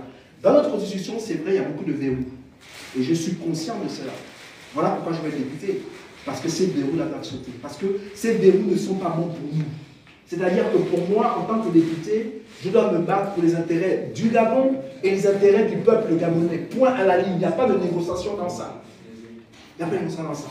Et que si le président lui n'est pas d'accord, moi je viendrai vers vous et j'utiliserai ce qu'on appelle le 4e pouvoir, la presse nationale et la presse internationale. On a un président qui est fébrile. Il n'aime pas que l'on parle beaucoup à l'international. Je dirais au président Oligui que si tu ne veux pas qu'on parle de toi en mal, fais-le bien. C'est tout. Mais s'il décide de brimer le Gabon et de brimer le peuple gabonais, je suis désolé. Il ne me laisse pas le choix que de me battre et de crier partout où je peux crier, comme je l'ai fait dans les rues de Washington. Quand j'étais jeune, à l'époque, en 2009-2016, je suis allé au Sénat américain, je suis allé au Congrès américain, je n'étais pas député. Et vous pensez que c'est en étant député que je vais me priver d'aller là-bas? Dernière question. Dernière question. Le président de la République, M. Brice Oligui, demande aux Gabonais de la diaspora d'aller investir, de faire le business, sachant que la douane gabonaise est coûteuse. Comment vous allez faire pour... Justement, c'est ce que je suis en train de dire aussi, c'est-à-dire que dans tous les pays qui se respectent, les États-Unis par exemple, leur multinationale, l'État, c'est-à-dire les droits douaniers ne sont pas les mêmes que les autres compagnies. Vous voyez?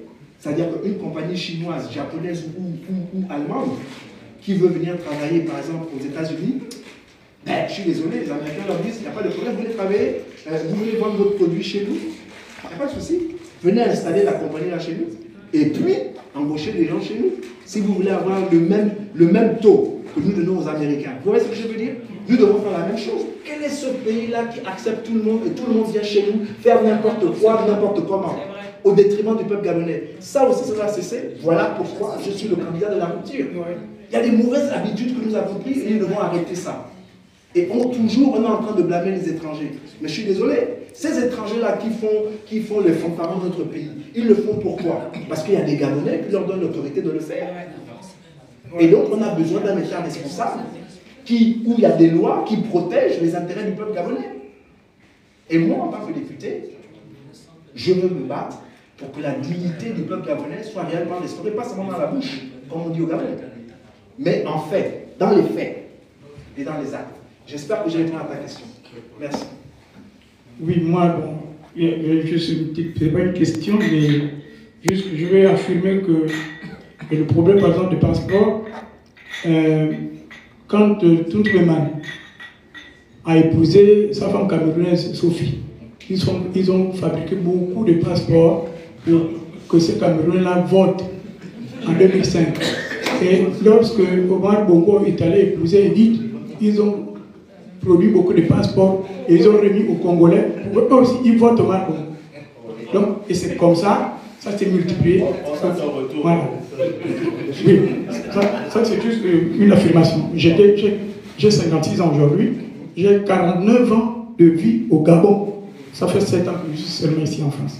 Voilà. Et ça c'est criminel. Ça ne devrait pas se faire. Ça ne devrait pas se faire. Et on ne devrait pas l'accepter. On ne devrait pas l'accepter. Et c'est pour ça qu'en tant que député, moi je pense qu'il faudrait qu'on appelle le ministre des Affaires étrangères et qu'il nous explique ces cas-là. Et que les personnes qui ont pris des passeports gabonais de manière frauduleuse, parce que ça c'est frauduleux, on doit pouvoir leur retenir ou annuler le passeport. On doit le retenir parce que le passeport est un document que l'on doit donner seulement aux Gabonais. S'il n'est pas Gabonais, il ne mérite pas d'avoir ce passeport-là. Parce que c'est ce qu'ils font dans les pays ailleurs, dans d'autres pays. On ne donne pas le passeport comme ça. Il faut être naturalisé, on nous donne le passeport, on ne peut pas donner des passeports comme ça, comme si c'était des bonbons. Donc, pour la suite de mon plaidoyer, je voulais juste vous interpeller au sujet de la question du président de la République de suspendre les bourses d'envoi des étudiants. Elle a été mal posée. Je ne sais pas s'il a vraiment des bons conseillers. Ce n'était pas de cette manière que pour économiser, pour que l'argent, disons, on économise plus. Donc, si on envoie aux États-Unis, cela lui coûte cher et à la fin de leurs études, ils ne rentrent pas. Donc, c'est tellement coûteux pour l'État gabonais. Ce n'est pas comme ça qu'il devait poser la question.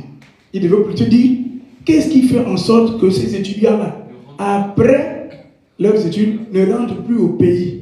C'est ça le véritable problème. Pourquoi ils ne rentrent pas au pays? Très bien. Voilà. Il y a plusieurs raisons. Vous les connaissez? Je pense. Voilà, bon, je vous laisse. C'était ça. Ok, très bien. D'abord, pour investir dans la jeunesse du Gabon, c'est pas là-bas où on va faire l'économie. C'est-à-dire un pays qui se respecte ne doit pas faire l'économie en sacrifiant sa jeunesse. Okay? Au Gabon, plus de 75% de la population gabonaise, c'est des jeunes. Donc ça veut donc dire que quand le chef de l'État dit que c'est trop d'argent, il est en train de sacrifier 75% de la population gabonaise. Ça, c'est très grave. Ça, c'est très, très, très, très grave. Maintenant, pourquoi les Gabonais ne rentrent pas? Moi, la génération de mon père, de mes pères, tous, pratiquement 100% rentrés au Gabon. Pourquoi? Parce que, quand ils avaient terminé leurs études, l'État travaillait en conjonction avec les multinationales qui étaient au Gabon pour dire que là, nous avons envoyé 100 ingénieurs, par exemple, trouver là, dans votre compagnie, les places pour les Gabonais qui sont en train de rentrer. Ouais. Mon père, par exemple, quand il est venu au Gabon, il avait 3 propositions. Je crois Shell, Elf et une autre compagnie. Et il a choisi celle qu'il voulait. Et donc il est rentré chez lui, il travaillait.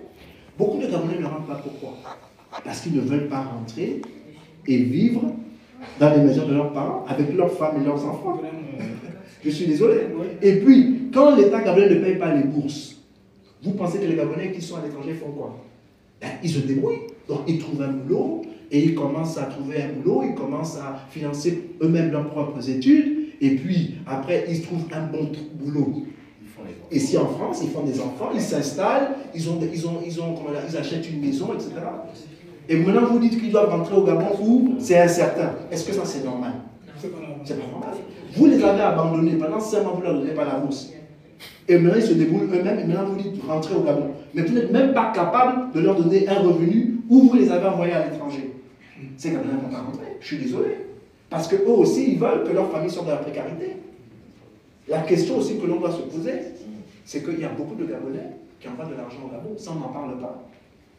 Moi, par exemple, j'envoie régulièrement, mon épouse aussi, on envoie de l'argent au Gabon ou à nos frères et sœurs qui sont dans d'autres pays parce que l'État n'envoie pas l'argent. Parce qu'il faut bien que ces Gabonais la vivent quand même. Vous voyez ce que je veux dire? Oui. Donc quand vous êtes traité comme ça, quel est le goût qui va vous animer pour rentrer chez vous quand votre État vous a abandonné? Okay? Ouais.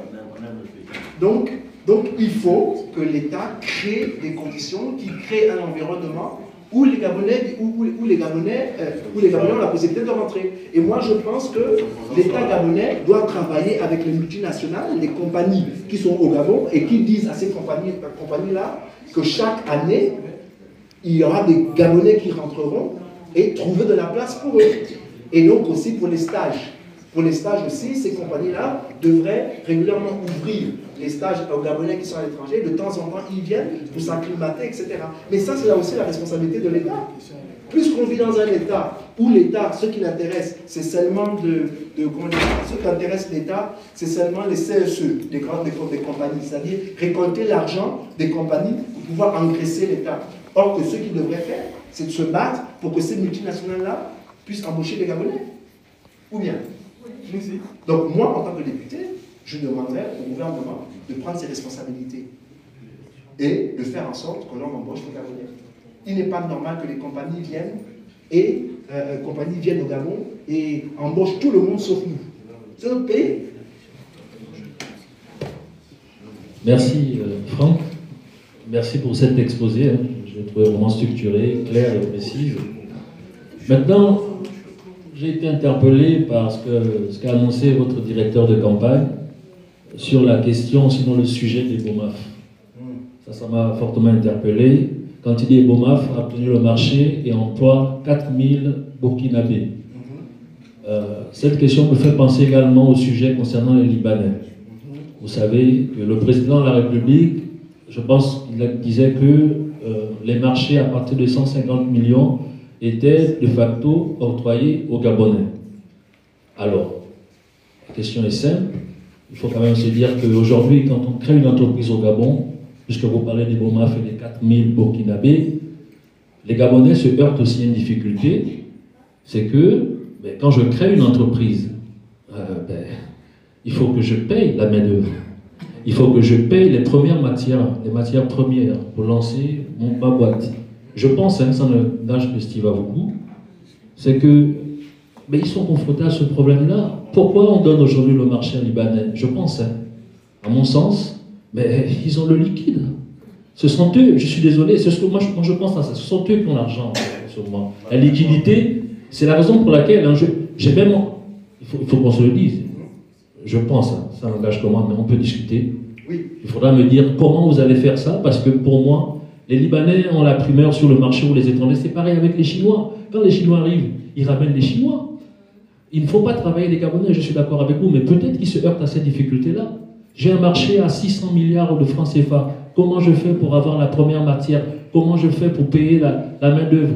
Comment je le fais? Et qu'est-ce que vous comptez mettre en place pour aider ces entrepreneurs gabonais-là à pouvoir lancer leur activité, à pouvoir payer la main-d'œuvre, à pouvoir s'aligner sur le marché de la concurrence face aux Libanais, face aux Chinois, face aux Burkinabés? Je vous remercie. Très bien. Mais déjà, d'abord, ce que j'aimerais pouvoir dire, c'est que dans un pays comme le Gabon, par exemple, et BOMAF vient au Gabon. Ils viennent au Gabon, c'est vrai, avec leur liquidité. Donc, ils préfinancent les choses. C'est ça, en fait. C'est pour ça qu'ils se permettent de faire venir des Burkinabés. J'ai entendu Obama plus même parler. Parce qu'il y a des Gabonais qui se plaignaient que le chômage au Gabon est trop élevé. Et Obama a répondu en disant, ce que vous voyez là au Gabon, les constructions, c'est mon argent que je mets. C'est mon argent, mes liquidités. Je ne suis pas venu au Gabon pour résoudre votre problème du chômage. Et il a raison. Il n'est pas venu pour ça. Il a son pays. Il n'est pas venu pour régler le problème du chômage. La faute, c'est le gouvernement. C'est-à-dire que le gouvernement libère, parce que l'argent que Obama paye, quand il finance les trucs là, c'est préfinancé, mais ce n'est pas de l'argent perdu par Obama. L'État gabonais doit payer. Oui, tout à fait. Et, par exemple, si Obama a mis au Gabon, je vais prendre des chiffres, je ne connais pas les chiffres exacts, c'est que le Gabon, probablement, devront leur donner peut-être 100, 400. Mais c'est la faute de qui? C'est la faute de l'État. C'est la faute de l'État. Moi, je suis désolé. C'est la faute de l'État. Tu vois, c'est la faute de l'État. Donc, si le gouvernement est capable de payer à long terme 400 milliards, c'est-à-dire donc le double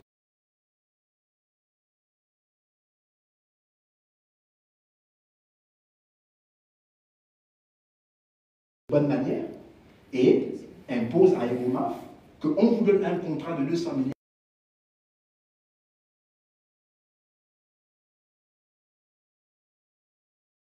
Si on prend, il faudrait qu'il soit au moins accompagné par un ingénieur gabonais. Moi, je sais qu'en Chine, c'est ce qu'ils font.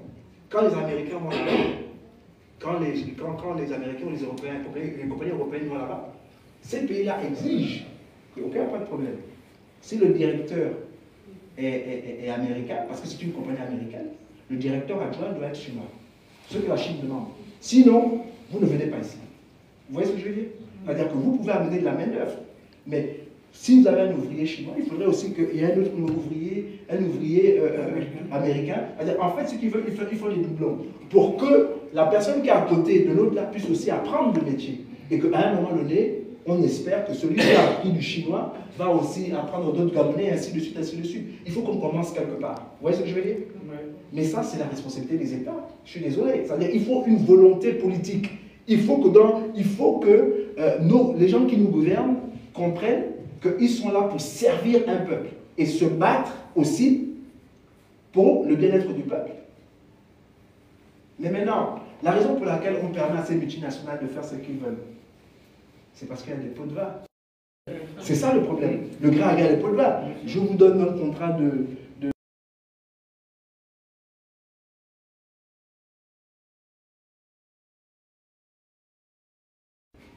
Quand je te donne les 3...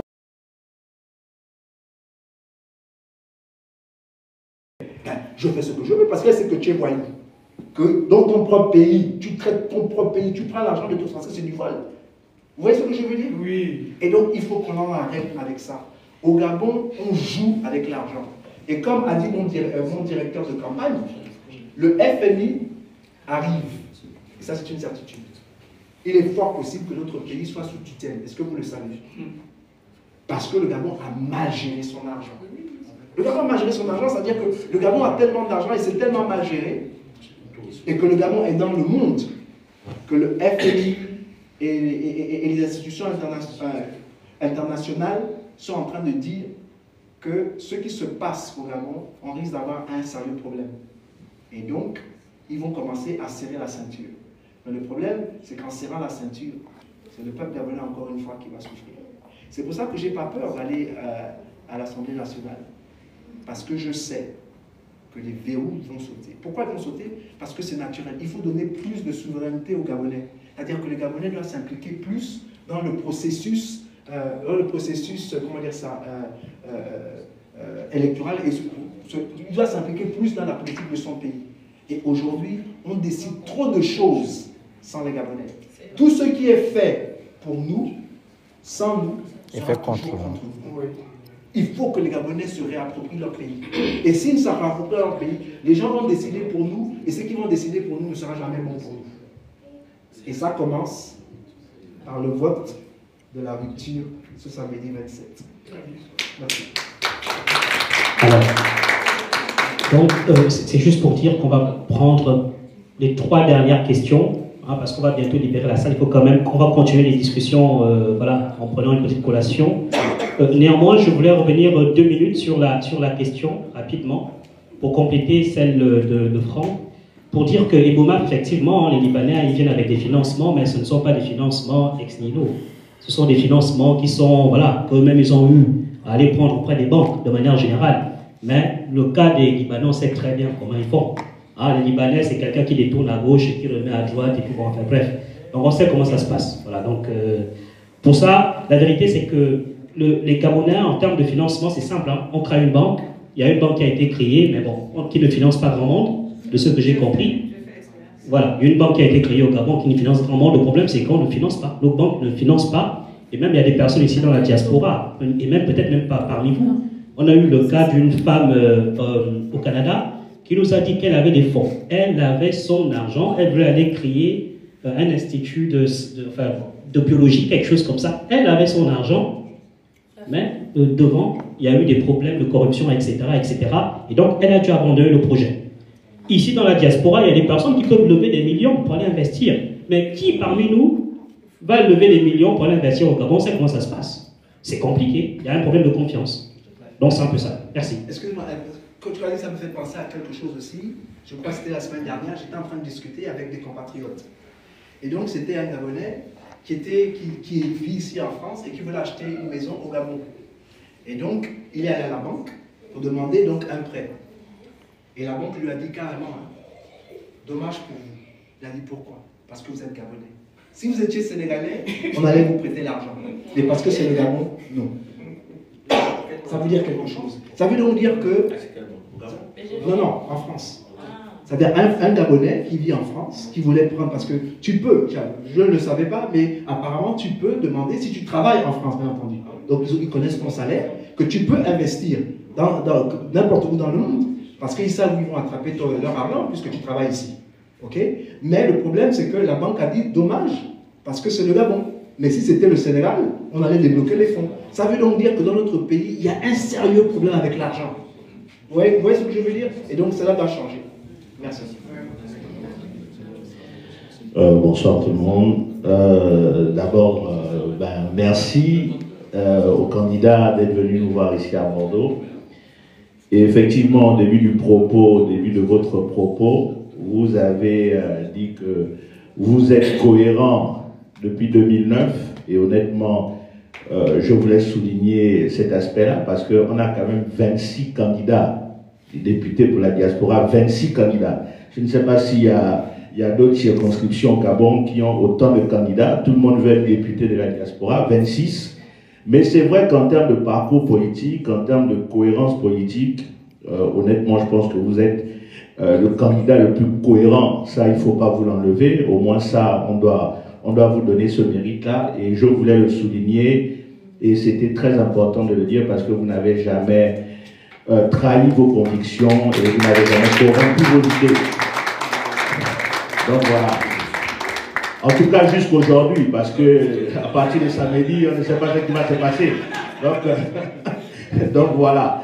Mais ma question, effectivement, portait sur l'accès à la propriété. L'accès à la propriété des Gabonais qui sont à l'étranger, parce que c'est un parcours du combattant.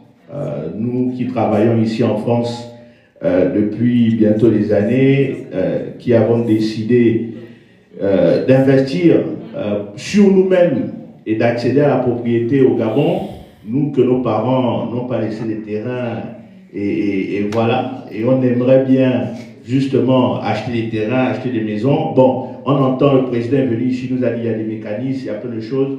Je vous avoue que j'ai essayé ces mécanismes-là, ça ne marche pas. Les documents qu'on vous demande, généralement, ce sont des documents lorsque vous êtes sur le territoire gabonais et non sur le territoire français. Rien n'est adapté. Et vous allez quelque part, on vous envoie ailleurs, vous allez ailleurs, on vous envoie... Voilà. Donc, c'est pour ça que ma question, elle est très simple.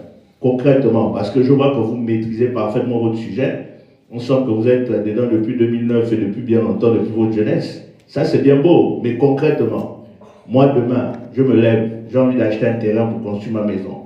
Je n'ai confiance en personne au Gabon, parce que nous-mêmes, nous sommes tous là, on a tous eu déjà ce genre d'expérience, on sait comment ça se passe. Tu vas envoyer 5 000 €, on va te bouffer 4 800 €.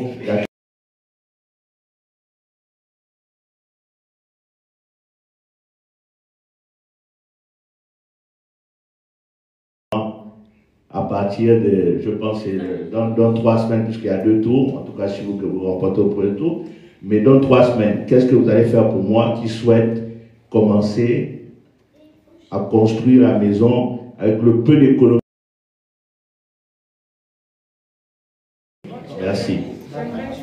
Est-ce que vous permettez que je puisse compléter en fait, parce que c'est ce que j'allais poser comme question. Après, je prends. Alors, on va prendre les 3 questions et puis on va y aller. Parce que vraiment, on est Ah, c'est vrai. On prend je vais être rapide. Je reviens effectivement sur ce que David disait par rapport voilà, au fait de projet immobilier en fait au Gabon. C'est complètement difficile aujourd'hui dans le sens où en fait le président avait mis en place un Gabonais, un terrain. Mais vraiment pour accéder à ces terrains-là, c'est extrêmement difficile. Même moi, j'ai entamé des démarches en fait, mais voilà, rien n'a donné. Et même j'ai réussi à trouver, on va dire, une entreprise gabonaise, je ne sais pas si vous connaissez Trianon Homes, mais les prix des maisons, c'est...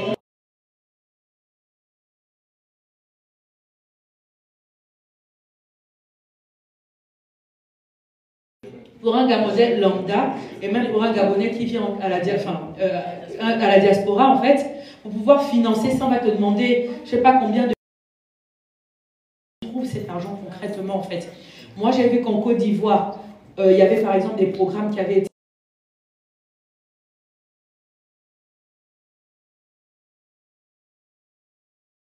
Et concrètement, aujourd'hui, nous qui voudrions rentrer dans quelques années, qu'est-ce qu'il y aura pour nous? Quels sont les programmes qui pourront être mis en place pour nous aider à préfinancer, à financer en fait justement notre retour au pays?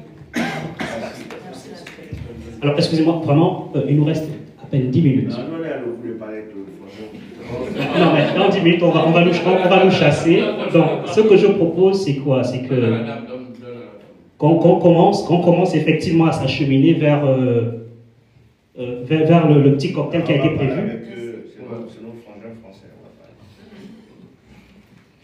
Bon, ma question, c'était par rapport à... j'ai appris qu'il y avait des accords entre le Gabon et la France concernant le permis de travail. Et je me rends compte qu'ici, maintenant, tout a complètement changé. Lorsque tu trouves un travail, il faut forcément que tu aies un permis pour pouvoir travailler. Est-ce que vous allez revoir encore tous ces accords-là parce qu'on ne comprend plus rien? L'Algérie a toujours gardé ce même permis, mais nous, Gabonais, non, pas du tout. Oui, ce traité-là existe, mais ce traité-là existe pour les étudiants. C'est-à-dire qu'un étudiant gabonais, automatiquement, a le droit de travailler ici en France.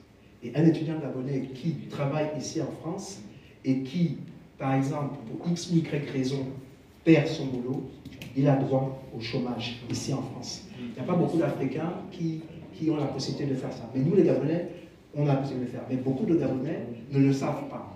Okay? Donc, il y a aussi, il faut que l'on...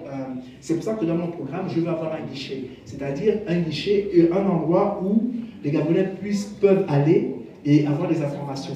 Parce qu'on a un sérieux problème d'intégration. Beaucoup de Gabonais vont dans des pays étrangers et ils ne savent pas les démarches de ce pays. Et je pense que c'est aussi la responsabilité de l'État de mettre ces informations-là à la disposition des Gabonais. Par exemple, quand on vient ici, au bout de 2 mois, je crois, il faut transformer ton visa en titre de séjour. Si tu ne le fais pas, tu perds ton visa et tu perds ton statut. Donc vraiment, il faut que l'on se batte. Bon, alors pour l'acquisition, c'est l'acquisition de logement. Le logement. Voilà, c'est la dernière question et on va y aller. Ok, donc pour l'acquisition de logement, comme j'ai dit, j'ai donné l'exemple tout à l'heure qu'il y a un Gabonais qui voulait acheter une maison avec des fonds français. Et la France lui a dit, si c'était le Sénégal, pas de problème, mais parce que c'est le Gabon. Ça veut donc dire qu'au Gabon, on a un sérieux problème avec l'argent. C'est-à-dire qu'on ne nous fait plus confiance avec l'argent. Donc, moi, en tant que député, puisque vous me posez la question, c'est de faire des audits. C'est-à-dire qu'on a dit qu'on allait faire un certain nombre de choses pour les Gabonais. Pourquoi ces choses-là ne fonctionnent pas? Donc les personnes qui sont responsables de ce service-là devront s'expliquer pour moi devant l'Assemblée nationale. Et ce que je veux aussi créer une chaîne parlementaire où les Gabonais ont la possibilité de voir leurs députés, c'est-à-dire débattre. Et donc ça leur permettra de voir quels sont les députés qui sont pour le peuple et qui votent les choses pour le peuple et ceux qui ne votent pas pour le peuple. Vous voyez ce que je veux dire? Pourquoi je n'ai pas l'autorisation? Ils vont refuser. Mais je vais me battre pour cela. C'est-à-dire que je vous ai dit que je suis le député de la rupture. Donc, c'est-à-dire que je vais me battre pour cela. Et comme je vous le dis, le Gabon va être bientôt sur tutelle. C'est-à-dire qu'il y aura une pression internationale parce que le Gabon a mal géré ses fonds. Merci.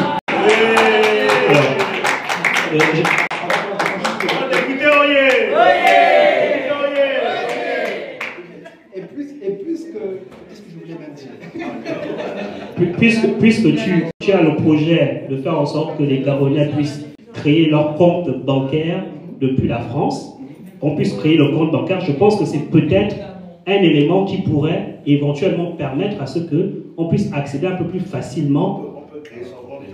Non. Vous pouvez créer. Attendez, je vais répondre. Oui, tu peux créer ton compte, sauf qu'à la fin, il te demande de déposer 1 000 €. Maintenant,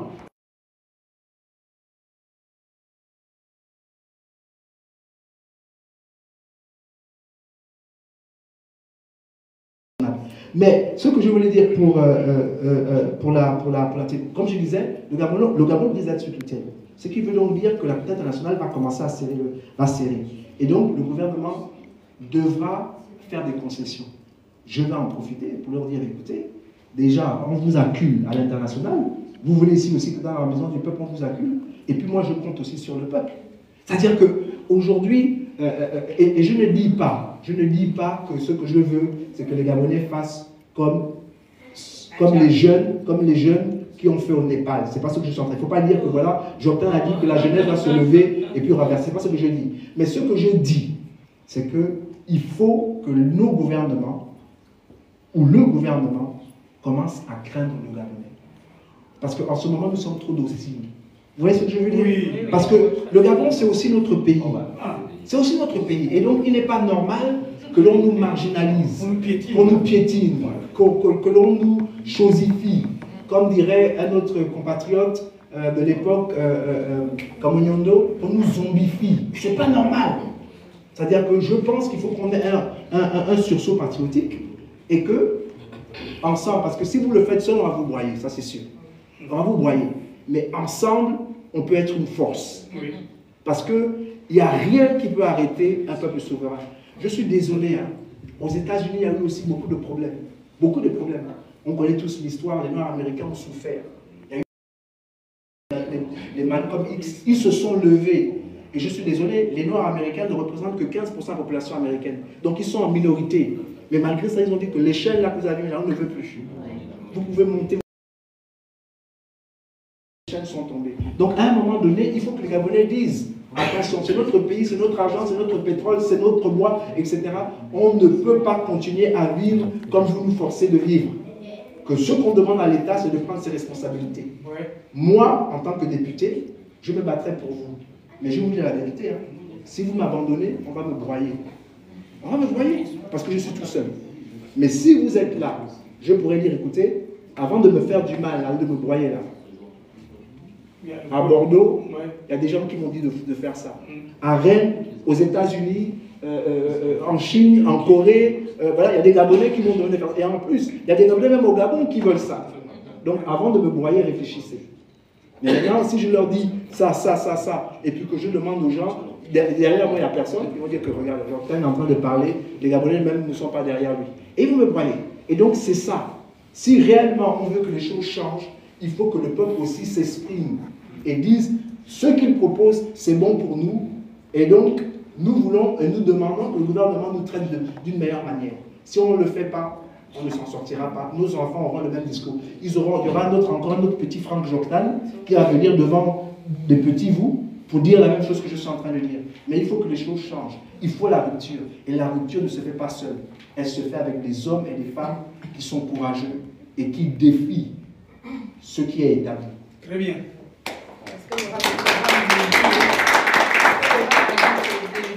des billets qui pourront être proposés à ce moment-là. Mais il y a déjà des programmes immobiliers au Gabon. Oui, pour la diaspora. Oui, il y a déjà des programmes immobiliers. Ça ne fonctionne pas. Pourquoi? Parce qu'il n'y a pas une volonté politique. Et donc, on devrait forcer le gouvernement c'est-à-dire à faire ce qui est juste, à appliquer la loi. Parce qu'il y a des systèmes. Madame Joctan, vous pouvez parler. Moi, par exemple, j'ai acheté une maison à la CDC. Et il me prélevait depuis mon compte à Bordeaux. Sauf que l'argent a été détourné. Le projet voilà, et là, je suis en train de le faire rembourser. Et je ne suis pas la seule. Donc, il y a des programmes qui existent. Là, au niveau de la SNIL, moi, j'ai beaucoup de Gabonais qui ont acheté à la SNIL qui sont prélevés ici, via la BNP. Mais le problème, c'est que parfois, beaucoup de personnes ne sont pas au courant. Et au niveau de la CDC, c'était des maisons clés en main, prêtes à décorer. C'était 25 millions, 3 chambres.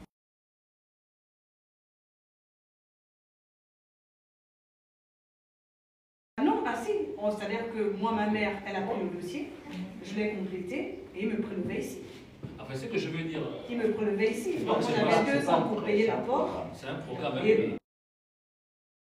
Gabonais qui a dit qu'il ne pouvait pas emprunter. Non, ça c'est deux choses différentes. Là, on parle d'un Gabonais en fait qui voulait emprunter 40 000 euros.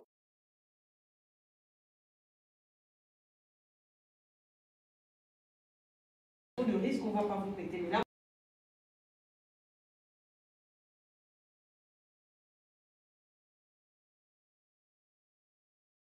l'argent a été détourné. Même qu'on nous rembourse. Parce que là, on m'a appelé même aujourd'hui pour dire que mon chèque est prêt. C'est la chance que j'ai. Donc les programmes existent. Le chèque est prêt. On parle de Juste une seconde. Et c'est pour ça que je dis qu'il faut des enquêtes. C'est aussi le rôle du député. Le rôle du député, c'est d'enquêter des choses comme ça là. C'est-à-dire que pourquoi, par exemple, les Gabonais de la diaspora investissent, ils mettent de l'argent de côté et que le truc est détourné. Qui a détourné? Parce que la personne qui a détourné doit soit rembourser ou aller en prison. Et le problème au Gabon, c'est qu'il y a beaucoup de crimes de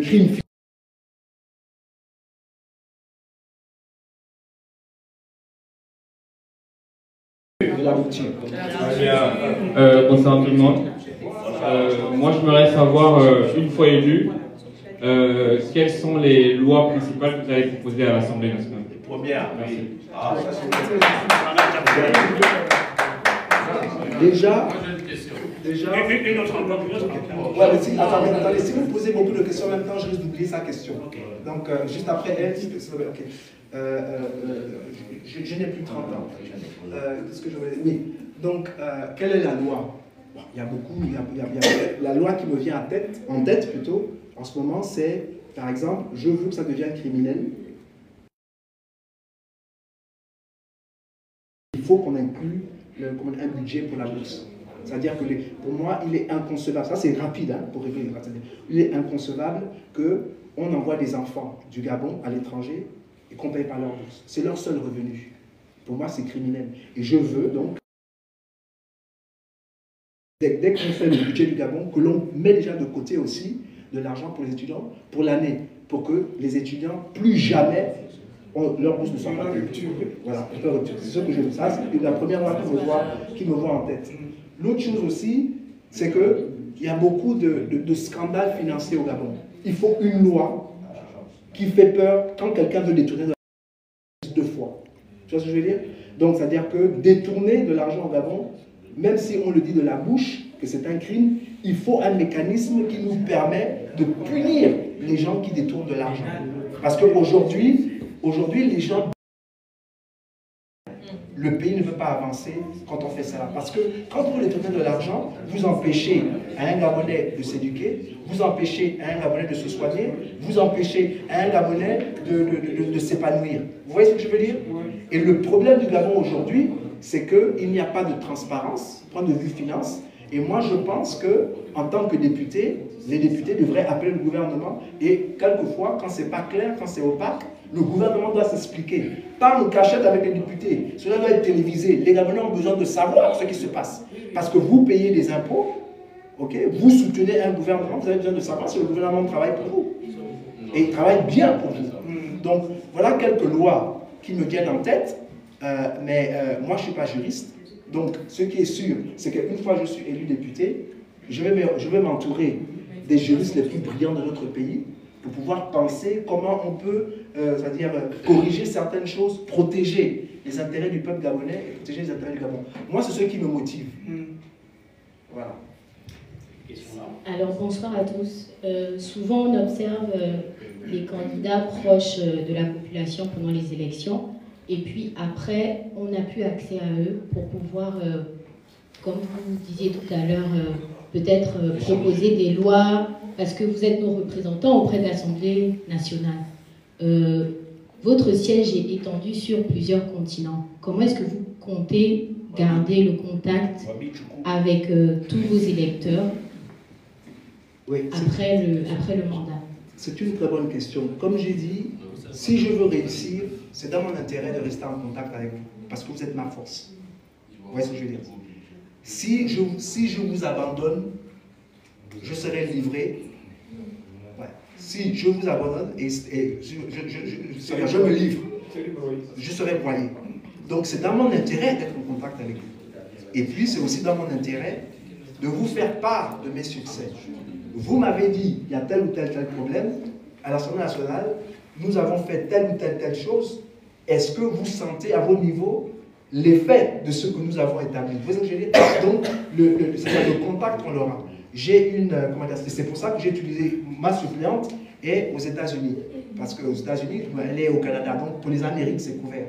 Maintenant, il faudrait qu'on imagine qu'est-ce qu'on va faire pour les Gabonais qui sont en Asie et aussi en Océanie. Okay? Mais ce qui est certain, c'est que je veux être le genre de député un peu à l'américaine. Ce qui veut dire, j'aurai une page web où vous aurez la possibilité de m'écrire, n'importe quel Gabonais, de m'écrire.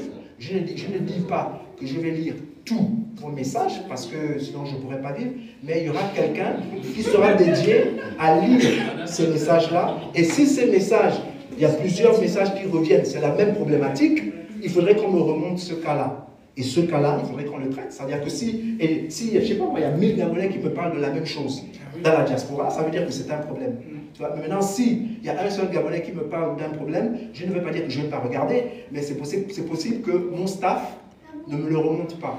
Mais s'il y a un problème qui à chaque fois revient, en plus, pas seulement en Europe, mais en Amérique, en Asie, ça veut dire que c'est un réel problème. Donc, par conséquent, il faudrait que je l'adresse. Vous voyez ce que je veux dire? Et donc, il y aura quelqu'un, peut-être pas forcément moi, qui va vous répondre en vous disant que le député de la rupture a vu votre message et qu'il en fera travailler dessus. Merci beaucoup. Alors, bien sûr.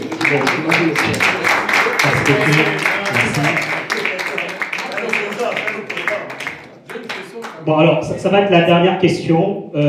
Ensuite, nous allons laisser le candidat conclure. Donc, la dernière question. Ça va aller? Bon, alors, donc, merci beaucoup, merci. Et donc, maintenant, nous allons laisser le candidat dire son mot de fin. Et après, nous pourrons éventuellement aller partager un petit cocktail. Oui, on continue les échanges là-bas, naturellement. Mais écoutez, merci beaucoup de m'avoir écouté. Merci beaucoup pour vos questions. Mais ce qui est important, c'est que notre pays, en ce moment, est à la croisée des chemins. La raison pour laquelle j'ai choisi d'être le candidat de la rupture, elle est simple. Elle est très, très, très simple. C'est parce que j'ai peur, quand je vois qu'on veut forcer les Gabonais à penser tous de la même manière. On ne peut pas être tous udélistes. Les udélistes ont le droit d'exister. Je dirais même que les PDGistes ont le droit d'exister. C'est notre choix qui détermine s'ils vont influencer notre vie ou pas. C'est vous, les Gabonais, qui détermine si le PDG a le pouvoir ou pas. Et donc, le peuple gabonais doit donner le pouvoir à celui qui sert ses intérêts. Ceux qui servent leur intérêt, retirez-les leur pouvoir.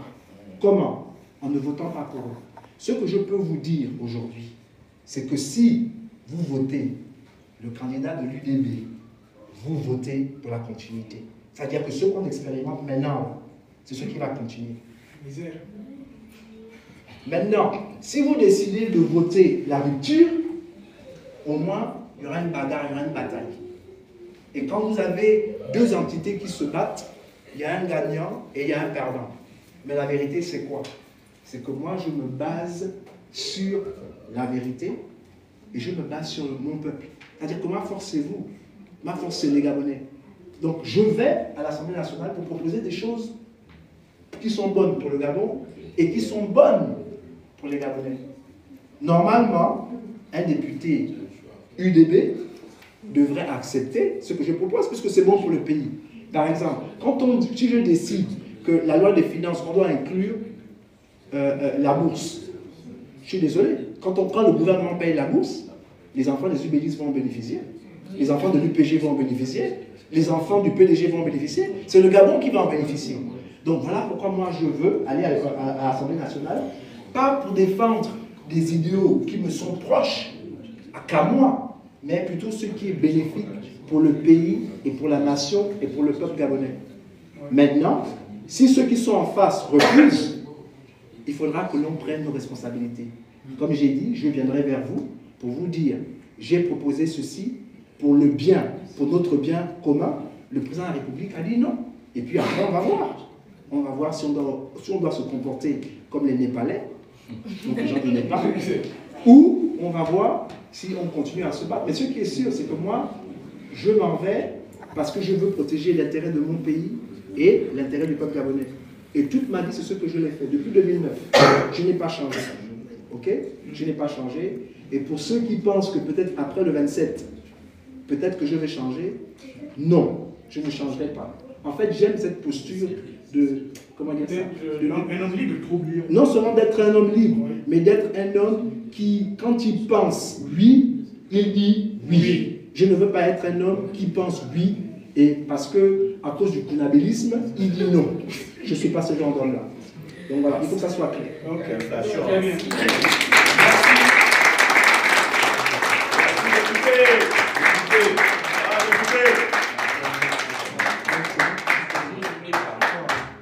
Écoutez, il y a des collations, vraiment, sentez-vous. Je serai parmi vous, donc je peux me parler en ce moment. Merci beaucoup. Donc vous connaissez déjà, hein? Faites déjà votre choix. Donc, on est ensemble. Le député de la diaspora, c'est M. Frank Joktan. Et vous faire un coucou.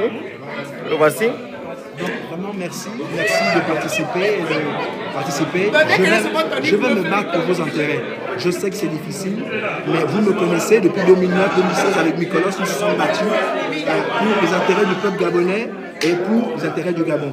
Et donc je n'ai pas changé, j'ai seulement un peu vieilli, j'ai les cheveux blancs, mais j'aime mon pays et j'aime mon peuple. Et nous allons nous battre afin que les doléances du peuple gabonais puissent être réalisées. Voilà, le voici.